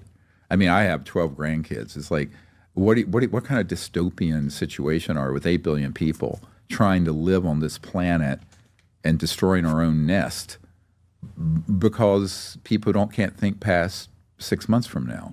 People can't think, this whole Philistine mindset that you can't think past the bottom line of some mega corporate interest, which, by the way, are the same transnational interests that have wanted to keep this secret. It's not in the interest of the American. Go ask to the guy driving an F-150 pickup truck as a carpenter, and what he makes, and what if he would like to have something in his vehicle that has an infinite range, doesn't have to be plugged in, and has quote-unquote free energy. They do. So what is in the interest of 99% of the population of Earth? Now, is there a very small number of people who wouldn't like this? Yeah. Too bad. The horse and buggy makers didn't like the Model T. And the typewriter companies and Royal Typewriters went out of business because they didn't get on the digital revolution. At a certain point, I agree with what you're saying. I'm not saying this is trivial. In fact, I had a conversation. You want to hear a funny story? Mm-hmm. So I'm sitting out at Lawrence Rockefeller was the brother of David Rockefeller of Chase Manhattan back then, and we're out there. This is in September of '93. And at that time, the Rockefellers didn't know that, I was scheduled to brief the CIA director for the new president. And I was out there at his ranch in the Tetons, the JY Ranch. Late one night, he comes out, and he's like in his 80s. And he says, Dr. Greer, the implications of this are so vast and so profound that no aspect of life on Earth will be unaffected by it. I said, yes, Lawrence. That's why it's been kept so ruthlessly secret. This is why they kill people. This is why they have violated the Constitution. This is why they've killed a president, at least one. And I know of a prime minister in the United Kingdom where he and his whole family were threatened to be killed because he was digging into this. So that kind of thuggery, you're going to let go unchecked while the world burns and half the world's population is in poverty? This is ridiculous. It's inhumane. So, but he said, look, I agree with you, but my brother, David, Chase Manhattan, he's jumping up and down on my, excuse my language, my nuts, is what he said, because I'm even having this meeting with you and some other researchers. So I said, yeah. So now here we are, 31 years later, still having this conversation with the world going to hell in a handbasket, and no one doing anything about it. So at a certain point, here's my attitude of this. If the leaders won't lead, the people should lead. And this is why, if you talk to these guys who are defecting from these black sites, one of their main objectives is exactly what I described, is to start an entity to bring these technologies out, the ones that can be brought out safely, that would be for peaceful use of energy, and also technologies that would assist with healing, health and healing. And those exist. Let those come out, keep the things that fly, classified, which they should be until the world's more stable. But you can't just keep this in a box forever. The other problem is there are elements in Russia and China who have this technology, and if they move this out to the world before us, then we're going to be bringing up the rear. So if people want America to lead in technology, they can't just keep their heads stuck in the ground. This is all going to come out. You think he knows about the Invention Secrecy Act of 51? Who? President Trump. I honestly don't know. I honestly don't know if anyone in his inner circle does. But he would certainly understand about classified patents. It's very common. Who is the head of protecting this right now? Whose lineage does this go under? Whose report responsibility does this go under? Oh, it's a diversified, it's global, number one. It's not just U.S. And it's a lot of, the usual suspects in No, but in U.S., somebody has, like, for example, if my job is to protect the secrecy Smithsonian, my job is to, the decision to classify new inventions under the Act is made defense agencies as defined by the President. These agencies include Army, Air, Navy, Air Force, National Security Agency, Department of Energy, Department of Homeland Security, NASA, but even the Justice Department has played its role. But Rob, who do they report to? If the government determined the idea... No, wait. See, this is the mythology. The mythology is that we have an intact government. No, the bureaucrats who are corrupt make these determinations. President isn't reviewing patents. Now, I have a whistleblower, Dr. Thomas Falone, who was in the patent office, a physicist. And he witnessed perfectly good patents that would help humanity with energy and things like this being confiscated, illegally abusing the Secrecy Act. He blew the whistle on it. He can't talk about it anymore because he got a settlement from the patent. But I have his original interview, and it's in our archive. Go to Disclosure Project Intelligence Archive, dpiarchive.com, and look up Tom Vallone, Vallone, and you'll see what he had to say about that. So, yeah, there's enormous opportunities. Yeah, a wonderful guy. What did he say? I did that interview at my home in 2000, so 24 years ago. What did he tell you? Well, he told the story about what he observed and what was being confiscated. And he talked about the electrogravitics and the energy, and he was appalled. And so he blew the whistle on it, and they fired him. So because they fired him, he saw that it was an illegal abuse of those powers. So one of the problems is the oversight people in the Congress are not told about this, and the presidents aren't told. So you have this what they call the fourth branch of government, the bureaucracy, in these covert programs who are calling all the shots. They're calling the shots. They're making all these decisions without the knowledge or consent of the American people or even our representatives. So this is where, do you want to live in, a totalitarian state? I got news for people. On important stuff like this, it's already a totalitarian state. But on the things that, we think we have some control over, it's the periphery. It's not the essential information. And so what we need to do is re-empower democracy and the presidency and the Congress with the correct information. And then the people need to then voice what they want out. So now, are there going to be decisions? I 100% agree. If you go all the way back to the 90s, we recommended to President Clinton and his team that not all these technologies by any means can be come out all at once. But there have to be at beginning the process, because otherwise we'll be here another 100 years sitting on a ruined planet with this as being, because a bunch of money-grubbing CEOs and investors in Wall Street don't want the truth out, right? Or transnational corporations. So to get this fixed is going to take some real courage. And what you alluded to is another level of courage, because you're going to have to say to some of your friends who are in the energy sector, well, had a nice 200-year run with the old industrial revolution, time for a new industrial revolution, time for a golden age. And that's what needs to happen. Now, you may say it can't. I think it's not about I can't. It's not about it can't.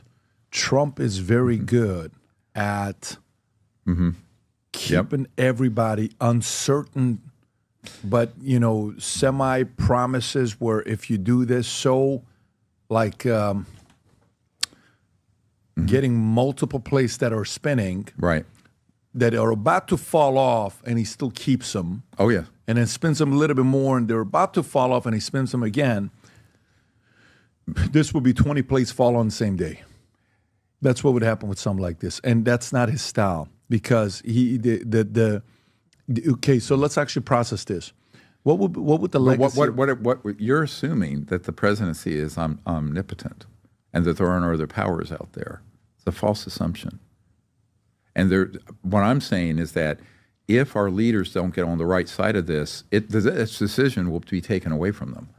So I would suggest that they think long and hard about resisting the winds of the universe, the course of history. You have to manage it, but you can't just keep kicking the can down the road. That kicking the can down the road has gotten us where we are, and all kinds of problems, whether it's the Middle East and oil and our dependency, or the environment, or the oceans being polluted, or the health being destroyed by many of these items that we don't need to be using. I mean, there's a plethora of problems. And what everyone wants to do is kick the can down the road. I am not unsympathetic to the fact that this would be, quote unquote, a disruptive technology. But at the same time, I look at what the future is without it, right? So let's do a risk-benefit analysis on that, right? We do it as doctors all the time. What's the risk of this treatment versus its benefit? The risk of letting the status quo prevail where we are is that we're really headed towards a very damaged planet and a very unstable populace where there's growing poverty and not enough, the whole have and have-nots battle. So you don't believe the president is the most powerful person in the world? Oh, no.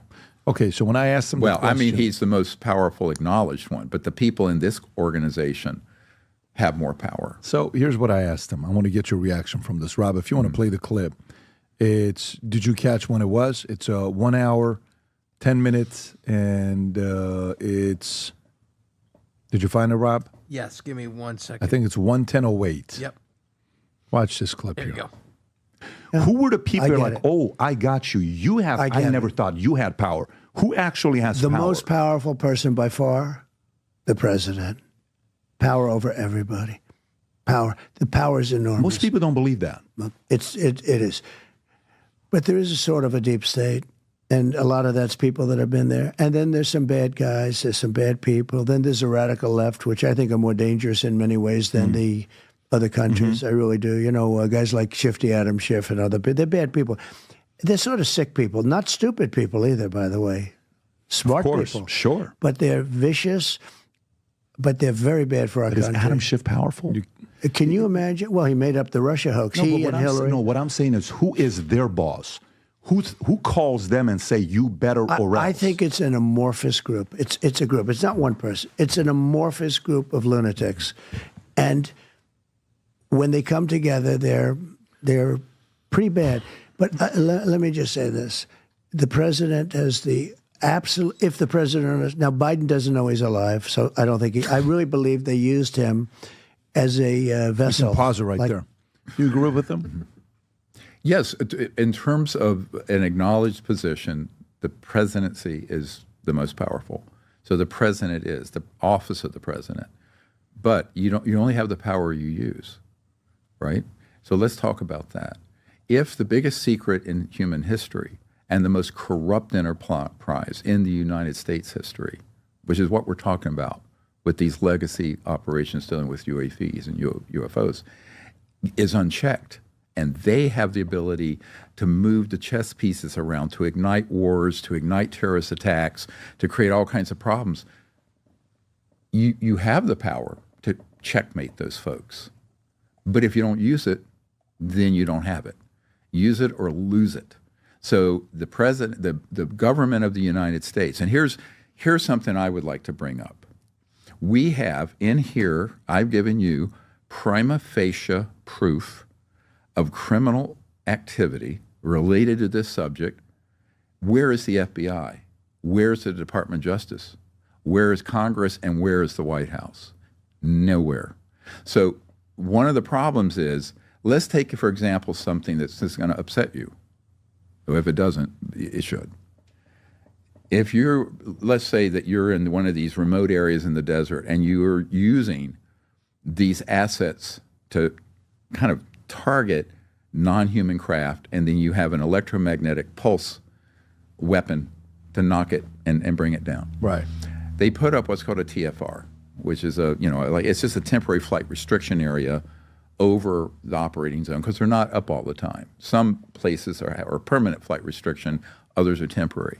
When they put those up, and this is from the people on the ground operating the systems that are whistleblowers coming forward, sometimes there'll be these small jets back here, in planes, that'll stray into that TFR. They just blow them out of the sky. They knock them down.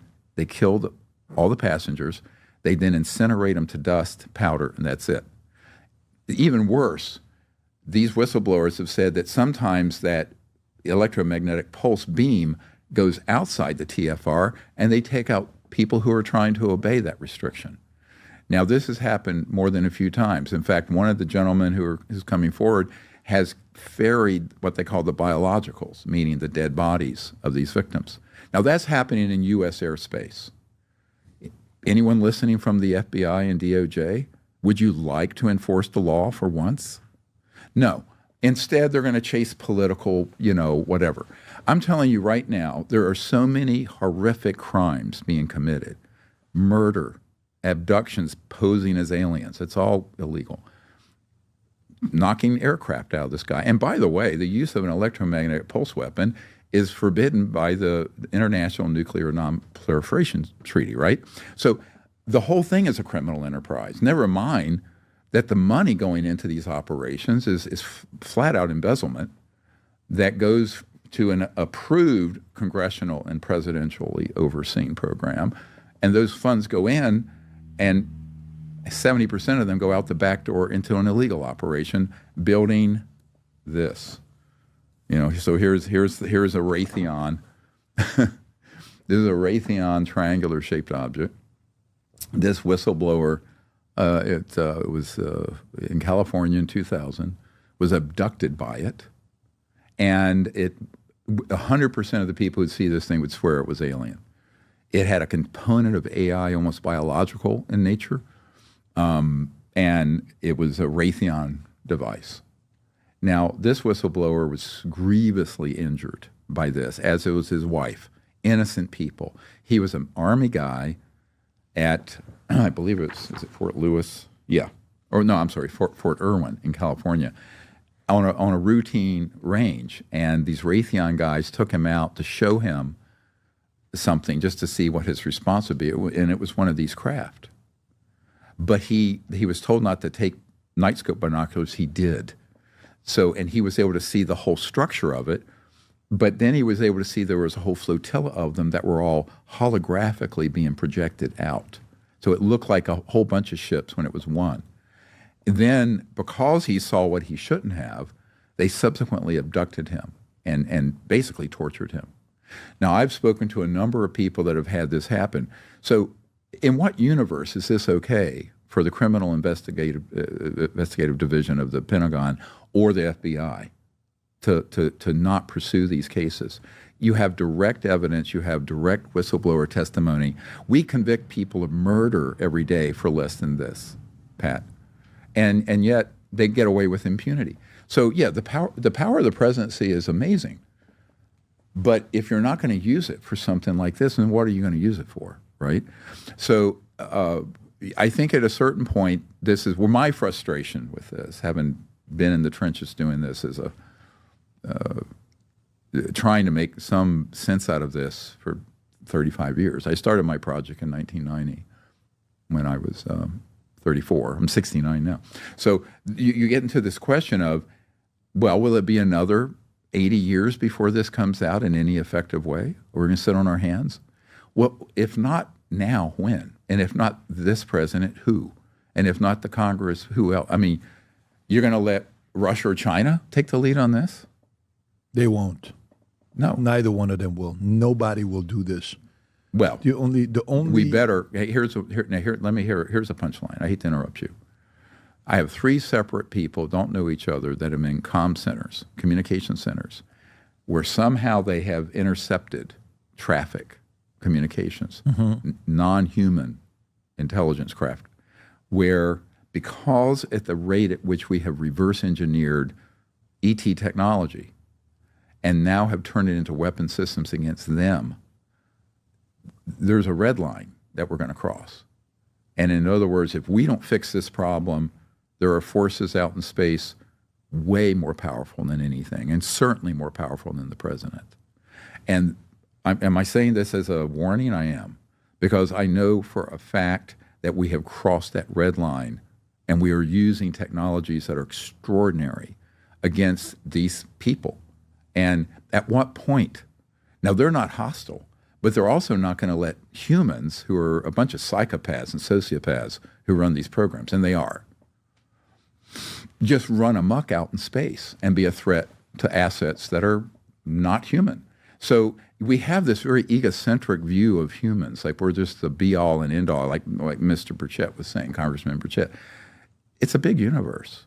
And, we're going to have to learn to live together in peace on the planet, but also in space. Because when you cross the nuclear threshold, and that's what we've done with these technologies, you're talking about systems, when they're weaponized, that are much more destructive than a thermonuclear weapon. And those are in the hands of the worst possible people. They are not under the control of we, the people, and our representatives, or the president or Congress. So anyone who thinks it is are very badly mistaken. Well, let's transition into a few other stories. A couple selfish things that you and I didn't talk about last time. Moon landing. A lot of the stuff that's coming up with moon landing. Yes, yeah. More newer things are coming up, stories. You see these clips, okay? And some of these clips I watch, I mean, I know you got opinions on this and you've spoken about this before.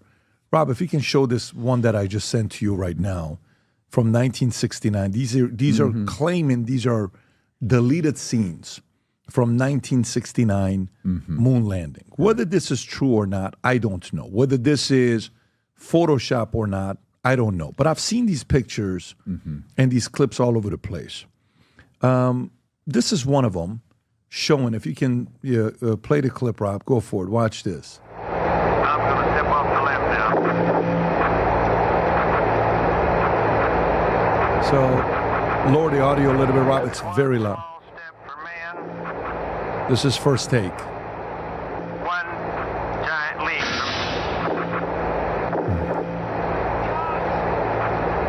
So, I guess you want to do it again. Okay. You can pause it. You see this clip. Right. I don't know if it's true or not. CIA, they made the additional movie talking about the fact that, that movie that came out, what was the name of the movie, Rob? Fly Me to the Moon? Fly Me to the Moon is the name of the movie. Right. That, hey, while they were landing on the moon, they rented a different storage place and hired this lady that was a big propaganda lady who was good at conning other people, her and her mom. Right. And let's fool people into how this happened. Where are you at now with the moon landing? Did it happen? Did it not happen? Elon's very excited. The fact that president is excited. He talked about it during the inauguration. How much has your position changed? Oh, well, I've always known that both stories are incorrect. All right. So this is the master of how these counterintelligence games are played. So my uncle worked for Northrop Grumman his whole life and was on the team that designed that lunar module that landed. And he had no knowledge of this kind of skullduggery. He was an aerospace engineer and a project manager it was Grumman, became Northrop Grumman. And, but I got to know a number of astronauts, Apollo astronauts. What's more important, and this sets the stage for this, Pat, is that if you go to our whistleblower collection, and it's in here, some of it, but on our website, it's the full interview, a man named Carl Wolf, very credible man. He was at Langley Air Force Base at a National Security Agency relay station. And a piece of equipment broke, and he was brought in to fix it. And it was a compartmented area that he had never been allowed in, but they needed this fix. So he goes in. Two things that stand out in his interview. One, the operating center was almost like a international UN. There were people in there speaking various languages. This was on a U.S. Air Force base, and this is in '68. Now, what were they doing? They were looking at the early digital images from the lunar orbiter. So the lunar orbiter is what went around the moon and was mapping it, right, prior to the landing. In those images, he saw them with his own eyes, and I've heard other accounts, were ancient and modern structures that were already there, sort of in the area between the light and dark, sort of in that area. And he said they were very clear, crystal clear. I've heard this from other people. So what I understand is that when we were going to land, they knew there was a fair chance that if we landed, we may not be alone, and that might be seen by 500 million or 1 billion people, whatever it was, in '69 during the lunar landing. So they had to have, in case that happened, and it did. So what Neil Armstrong said to a friend of mine, and also I know Buzz Aldrin knows this, his sister has confirmed it to me, but he won't talk about it, is that there were all these UFOs that were in the area of the landing. So they switched to something they had filmed that was then relayed in, because there was a big time relay. Everybody thought they were seeing that in real time. There was enough time to switch in other footage. And they had to, because they were trying to keep the UFO issue secret. So did we go? Yes. Did what happened get disclosed? No. And I have people, I haven't seen it, I have people on my team who've seen the actual footage and of what was up there. So there's a lot to unpack here. And the question is, the old structures that were there looked very ancient, according to Carl Wolf, but there was newer ones, almost looked like a more modern structure. I think those may have been human from these covert programs, because remember, we had if you go into our briefing document, there's something called the ARV, Alien Reproduction Vehicle, from the Norton Air Force Base Air Show of 1988. And it's beautiful artist rendition. So we have a first-hand witness who, Brad Sorensen, who didn't like the fact this leaked out, who was there at the Norton Air Show. And here are these, in a hangar at an air show, are 3 man-made UFOs floating. There was one, I think about 25 feet, one around 50, and one about 100 feet. And those had Mercury-era components inside. They were for four men inside. And the Mercury era would have been late 50s, early 60s. And they had scorch marks where it appeared they had been out of the solar system and around. Now remember, we didn't land on the moon until 1969. But these objects that were man-made electrogravitic propulsion systems and craft were operational in the late 50s, a decade earlier. So there's a great deal here that the public doesn't know. There's a lot of mythology, there's a lot of truth, there's a lot of fiction. What my job has been, I call this the disclosure mosaic. It's like you're making this mosaic. And so I have debriefed nearly 1,000 of these sort of whistleblowers and trying to put together the picture the best I can, because I have no official standing. I want to be very clear. Everyone thinks I'm some sort of CIA operative. I have never gotten an Indian head nickel from the government. Don't want to. I've paid millions of dollars in taxes, but I've never gotten anything. But fine. The fact is that these people that I've debriefed, they all have a slice of that mosaic, a piece of that puzzle, because it's highly compartmented. This is true of these new whistleblowers coming forward. They were transport and security operators at these black sites for crash retrieval. Now, if they start talking about other things, it's what they may have picked up from people in the UFO subculture. But what I am very rigorous about with these guys is talk about what you directly saw, what you can prove, what are the documents, what are the photos, video, what have you. And they have that. But once they go off that reservation onto things that are part of the pop culture of ufology, that's a problem, right? And this has been an ongoing problem for the Disclosure Project for 30 years. But Rob, what do you have right there? What's this here? So this is from Entertainment Tonight. It's an interview they did with Buzz Aldrin. The date is 10 years ago, and this is where Buzz Aldrin talks about seeing what looks like UFOs when Apollo 11 landed on the moon. Go for it. The problem with that, by the time all these images came in, let's go back, gravity control, October 54. Full operational craft that could go out into space, late 50s, early 60s. How much of what people reported, and this is where it gets so confusing, because you have two things going on, both of which are poorly understood: the non-human, extraterrestrial, and the super secret, covert human. So you have both. So you know what this is like? Let's say you're a doctor, and you're having chest pain. A poorly skilled doctor is going to go, oh, it's a heart attack, when it could be dozens of other things: a dissecting thoracic aneurysm, a pleurisy, pneumonia, a pulmonary embolus, blah, blah, blah, blah, blah, a muscle strain. And they go ahead and treat you with TPA or something for a cardiac. So what we have to do, we have to be smart about this. We have to look at the information, all the whistleblower, all the data, but then we have to do reassessment, because people are going to leap immediately like this. Well, those were all alien structures. Mm-hmm. Well, they may have been, but they may just as well have been. And actually what Buzz and Neil saw, was that extraterrestrial or was it ours? It's like the old commercial from the 80s. Is it real or is it Memorex? Or that show. So it's like, for me, I have to go through that discernment. But if you don't have enough information, you're going to leap to incorrect conclusions. And this is the danger, is that until the whole issue is unpacked properly, how can a president or members of Congress even interpret the data they're going to be given?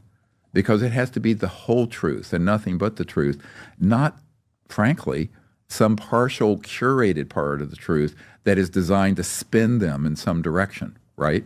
So I think that is the real task at hand this year. In 2025, 26, I think we're going to have to deal with this in a much more rigorous way, look at the evidence and question what it is. You know, is it real, non-human? Is it ours? Is it something that's in between the two that we just can say we don't know, stays in the question box? So I think we have to do that. And I think for every case that comes across my desk and whistleblower, I'll listen to what they saw. Yeah. But unless they see certain aspects of the craft or the occupants, I'll always say, well, it could have been ours. And if you weren't ready, let's say you're an F-18 pilot, like the guys who with the Tic Tac and that UFO, you're not read into the most advanced technology that Raytheon or Northrop or Lockheed Skunk Works has. You wouldn't be. Why would you be? When the chairs of the Senate Intelligence Committee aren't. You're not. So you have, and people will make these sort of quick, oh, wow, I saw a UFO. Well, you saw something unidentified, but you cannot say it was alien. Now, this is important for the public. Everyone listen carefully. If they start rolling out the false alien invasion stuff, keep this in mind. Is it actually from outer space, or is it from this covert group, which as of this date remains unchecked in its power and unrivaled in the technologies they have, and therefore have both the intent and the ability to hoax, I'll just be blunt, anything they want that would look alien when it isn't. So I think people have to be very skeptical. I tend to look at all this stuff and go, yeah, well, you know, if you believe that, let me sell you a bridge to nowhere. You know what I like about when I talk to you is I don't take it and I say I 100% believe what you're saying or whatever. You know, for me, I'm a skeptical guy, not because of you. I'm just a skeptical guy. Period. Yeah, I am too. But I say it's a different angle. Never thought about it that way before. It's a different angle. You always have a different, unique perspective for the audience to consider. So with what just happened recently with the two planes, the chopper, you know, crashing into the plane, American Airlines. Terrible. 60, what's the number, Rob? 67. 67 at this point. You've seen this clip. I flew right over the crash site to come here to see you last night. Wow. Yesterday. I flew right over it. Yeah. Was there still a lot of there were still retrieval operations, yeah, of course. Yeah, so they haven't gotten all the bodies. What is there anything you look at this where you say something's weird, it could be this, it could be that, or look, it was just an accident. You know, there's so much traffic that's going on there. What's your conclusion on what really happened here? I have no intelligence on this beyond what you have found in the news. I've heard whisperings, but at this point, obviously, there was a chopper in the wrong place at the wrong time. I don't think the American Airlines pilot did anything wrong. I'm a little baffled why the collision warning system didn't have him pull out. But yeah, the rest of it is to be determined. So, I mean, and I think it's best not to jump to any conclusions about it. But I do know, you know, just springboarding off of that, we have had accidents and tragedies happen where the cover story was they'll blame it on the aliens.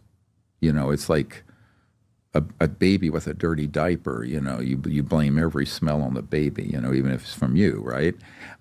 So, like for example, in the 1980s, the Cash Landrum incident. You can put that. We have this great, and this was all in the news. And these people were on this highway.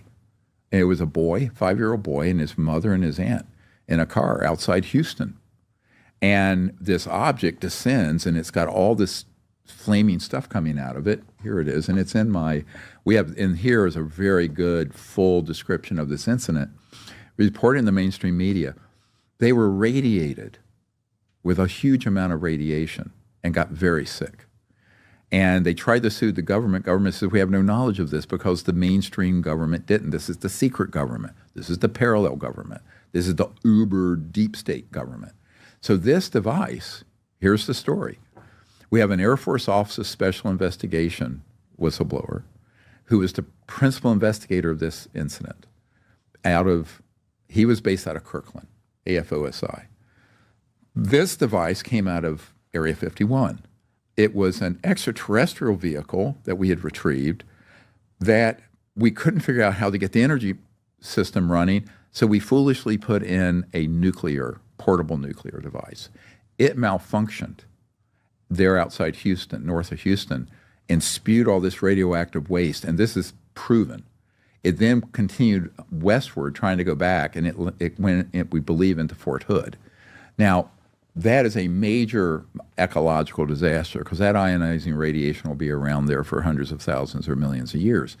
And nobody even knows what the footprint or the spray zone of that nuclear material is, even to this day.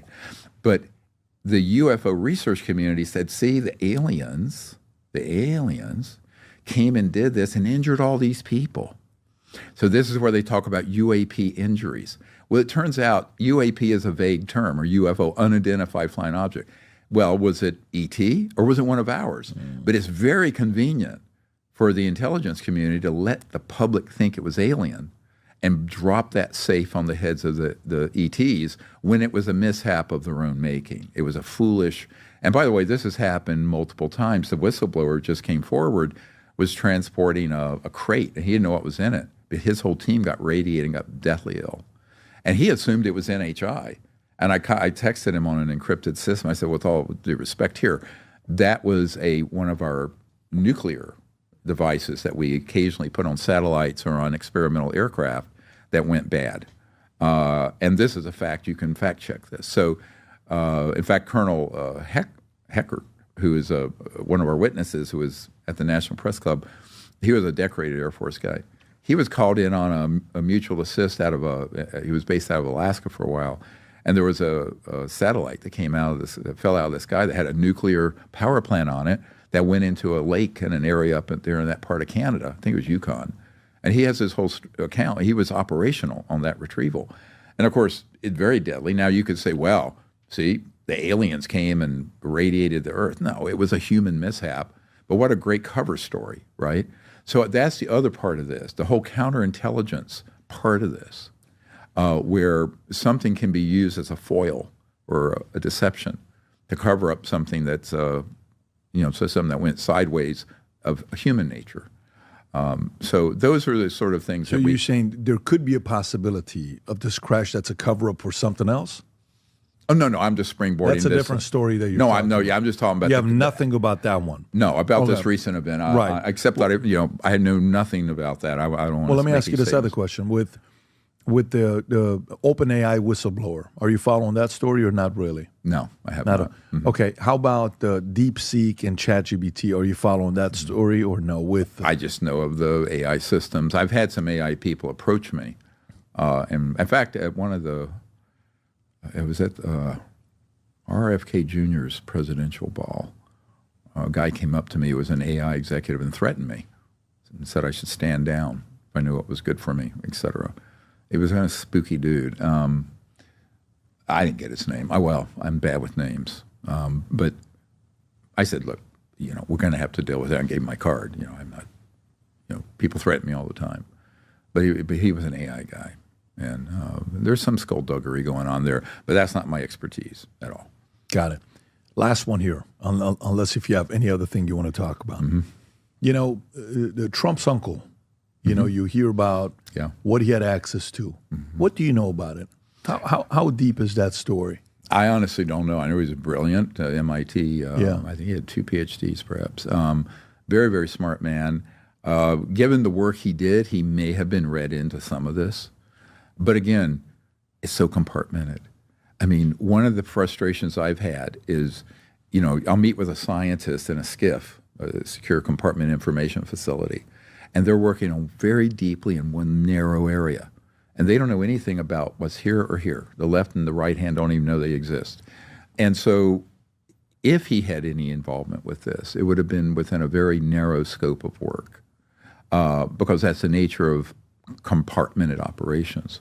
And this is one of the problems when it's like a puzzle palace, that book about the National Security Agency. With this issue, to unpack it properly, you've got to come at it from 1,000 different directions of sources, methods, whistleblowers, evidence. That's what I founded the Disclosure Project 35 years ago to get to the bottom of this. But and every time you think you hit the bottom, you find there are 15 more sub-basements. So it's a constant unpacking of what the facts are. And I will tell you, my opinion on this has changed a lot over the years. You know, when I first started, I really thought all the alien abductions were alien. And then I had some special operators that said, no, we're doing that. I said, how? I had no idea we had those kind of craft. I didn't know that we had man-made things that looked like a gray alien. I had no idea that there was an intention to create the specter of fear so that someday in the future they could play that card. I think we're at the point of that card being played. And I think my big concern, and I wrote a paper in 1999. Everyone should read it. And it's called When Disclosure Serves Secrecy. And meaning when disclosure serves this illegal secret government group. And all indications are, Pat, this is going to come out in the next year or so. Mm-hmm. But all indications are also that it's going to come out with that agenda to try to create an enemy that's external to humanity to impose a global totalitarian sort of superstate. And I don't think that's a conspiracy theory. I think that's actually what this has been building up to, unless we, the people, and our representatives, and the most powerful man in the world, the president, gets to the bottom of this and takes action to fix it. So I think we're in a very dangerous situation right now because of the paucity of good information. And I think the administration needs to have a much deeper understanding of this. We were all concerned when the White House released a couple of days ago saying the drones were normal FAA approved. We know that's not true. One of the guys on my team, I saw that, was one of the guys Trump on my said that. You're saying specifically Trump. He commented on that, right? Well, the White House spokesperson did, is my understanding. I don't know if he did, but he's getting inadequate briefings. Is what I'll just leave it at that. So one of the guys on my team runs a private corporate contracting entity that has contracted with Lockheed Skunk Works to go look at those. And he said, no, this is a false flag operation, doing all kinds of skullduggery. It wasn't just a normal. And then the immediate hysteria around it. People go, oh, those were aliens. 100% of those were man-made. But to say that they were all FAA approved, this and that, I have a general that I know, Holt, who said point blank that that's not the case. I think the worst thing anyone can do in an office like the presidency or Congress is to speak on something when they're being not given the facts. And this is not the president's fault. It's the problem with the people around him who may not know. He promised to give people an answer, any answer, right? And so the answer that was proffered was not quite correct. So I think this needs to be looked at. I mean, this is an example of how things go sideways. And I would offer, look, I mean, I'm hardly an invisible person. I'm happy to give everything that I have in my archive. I have 762 whistleblowers with their names and contact information I'm willing to hand over today. Anyone who wants them, who is a legitimate law enforcement or the president or an investigative committee, happy to provide it. Last thing, just for me, when I had you on here, I think you said something about Billy Carson, and you and Billy Carson were friends. You saw Billy Carson and Wes Huff did a podcast together. Did you follow any of that story or no? No, I didn't. No, I've known him just casually over the years. Yeah. Got it. Yeah, I was wondering because both you and Billy are pretty complimentary of each other. I wondered how you felt about the podcast that he did with Wes, but you're not aware of this podcast that took place. No, the problem is I'm so busy, I don't look at any of these. I know it's terrible. I wish I had time. Well, listen, I mean, he's another guy that speaks with a level of certainty that you fully believe. And it was very interesting seeing him and Wes sitting down together. Mm-hmm. It was a very successful podcast. I'm glad Billy did it. And I hope they do another one together because it either increases your conviction in certain things or makes you question other things and research more. Mm-hmm. And I thought you had another, opinion on that podcast that took place. Stephen, as usual, every time we get together, you're very interesting to listen to. Seriously, very interesting to listen to. And hopefully the next time we do a podcast, we'll actually see some progress with this. Yes. That I look forward to. Me too. Appreciate you for coming out. Thank you so much. Yeah. Take care. Hello, I'm Dr. Stephen Greer. I'm on Connect. If you'd like to ask me questions or learn more about the UFO UAP issue, contact me there, and we can unpack whatever you want to know about the disclosure efforts, about covert technologies, and what's going to be coming up in the next year or so as we go forward in a large disclosure on the extraterrestrial and UFO issue.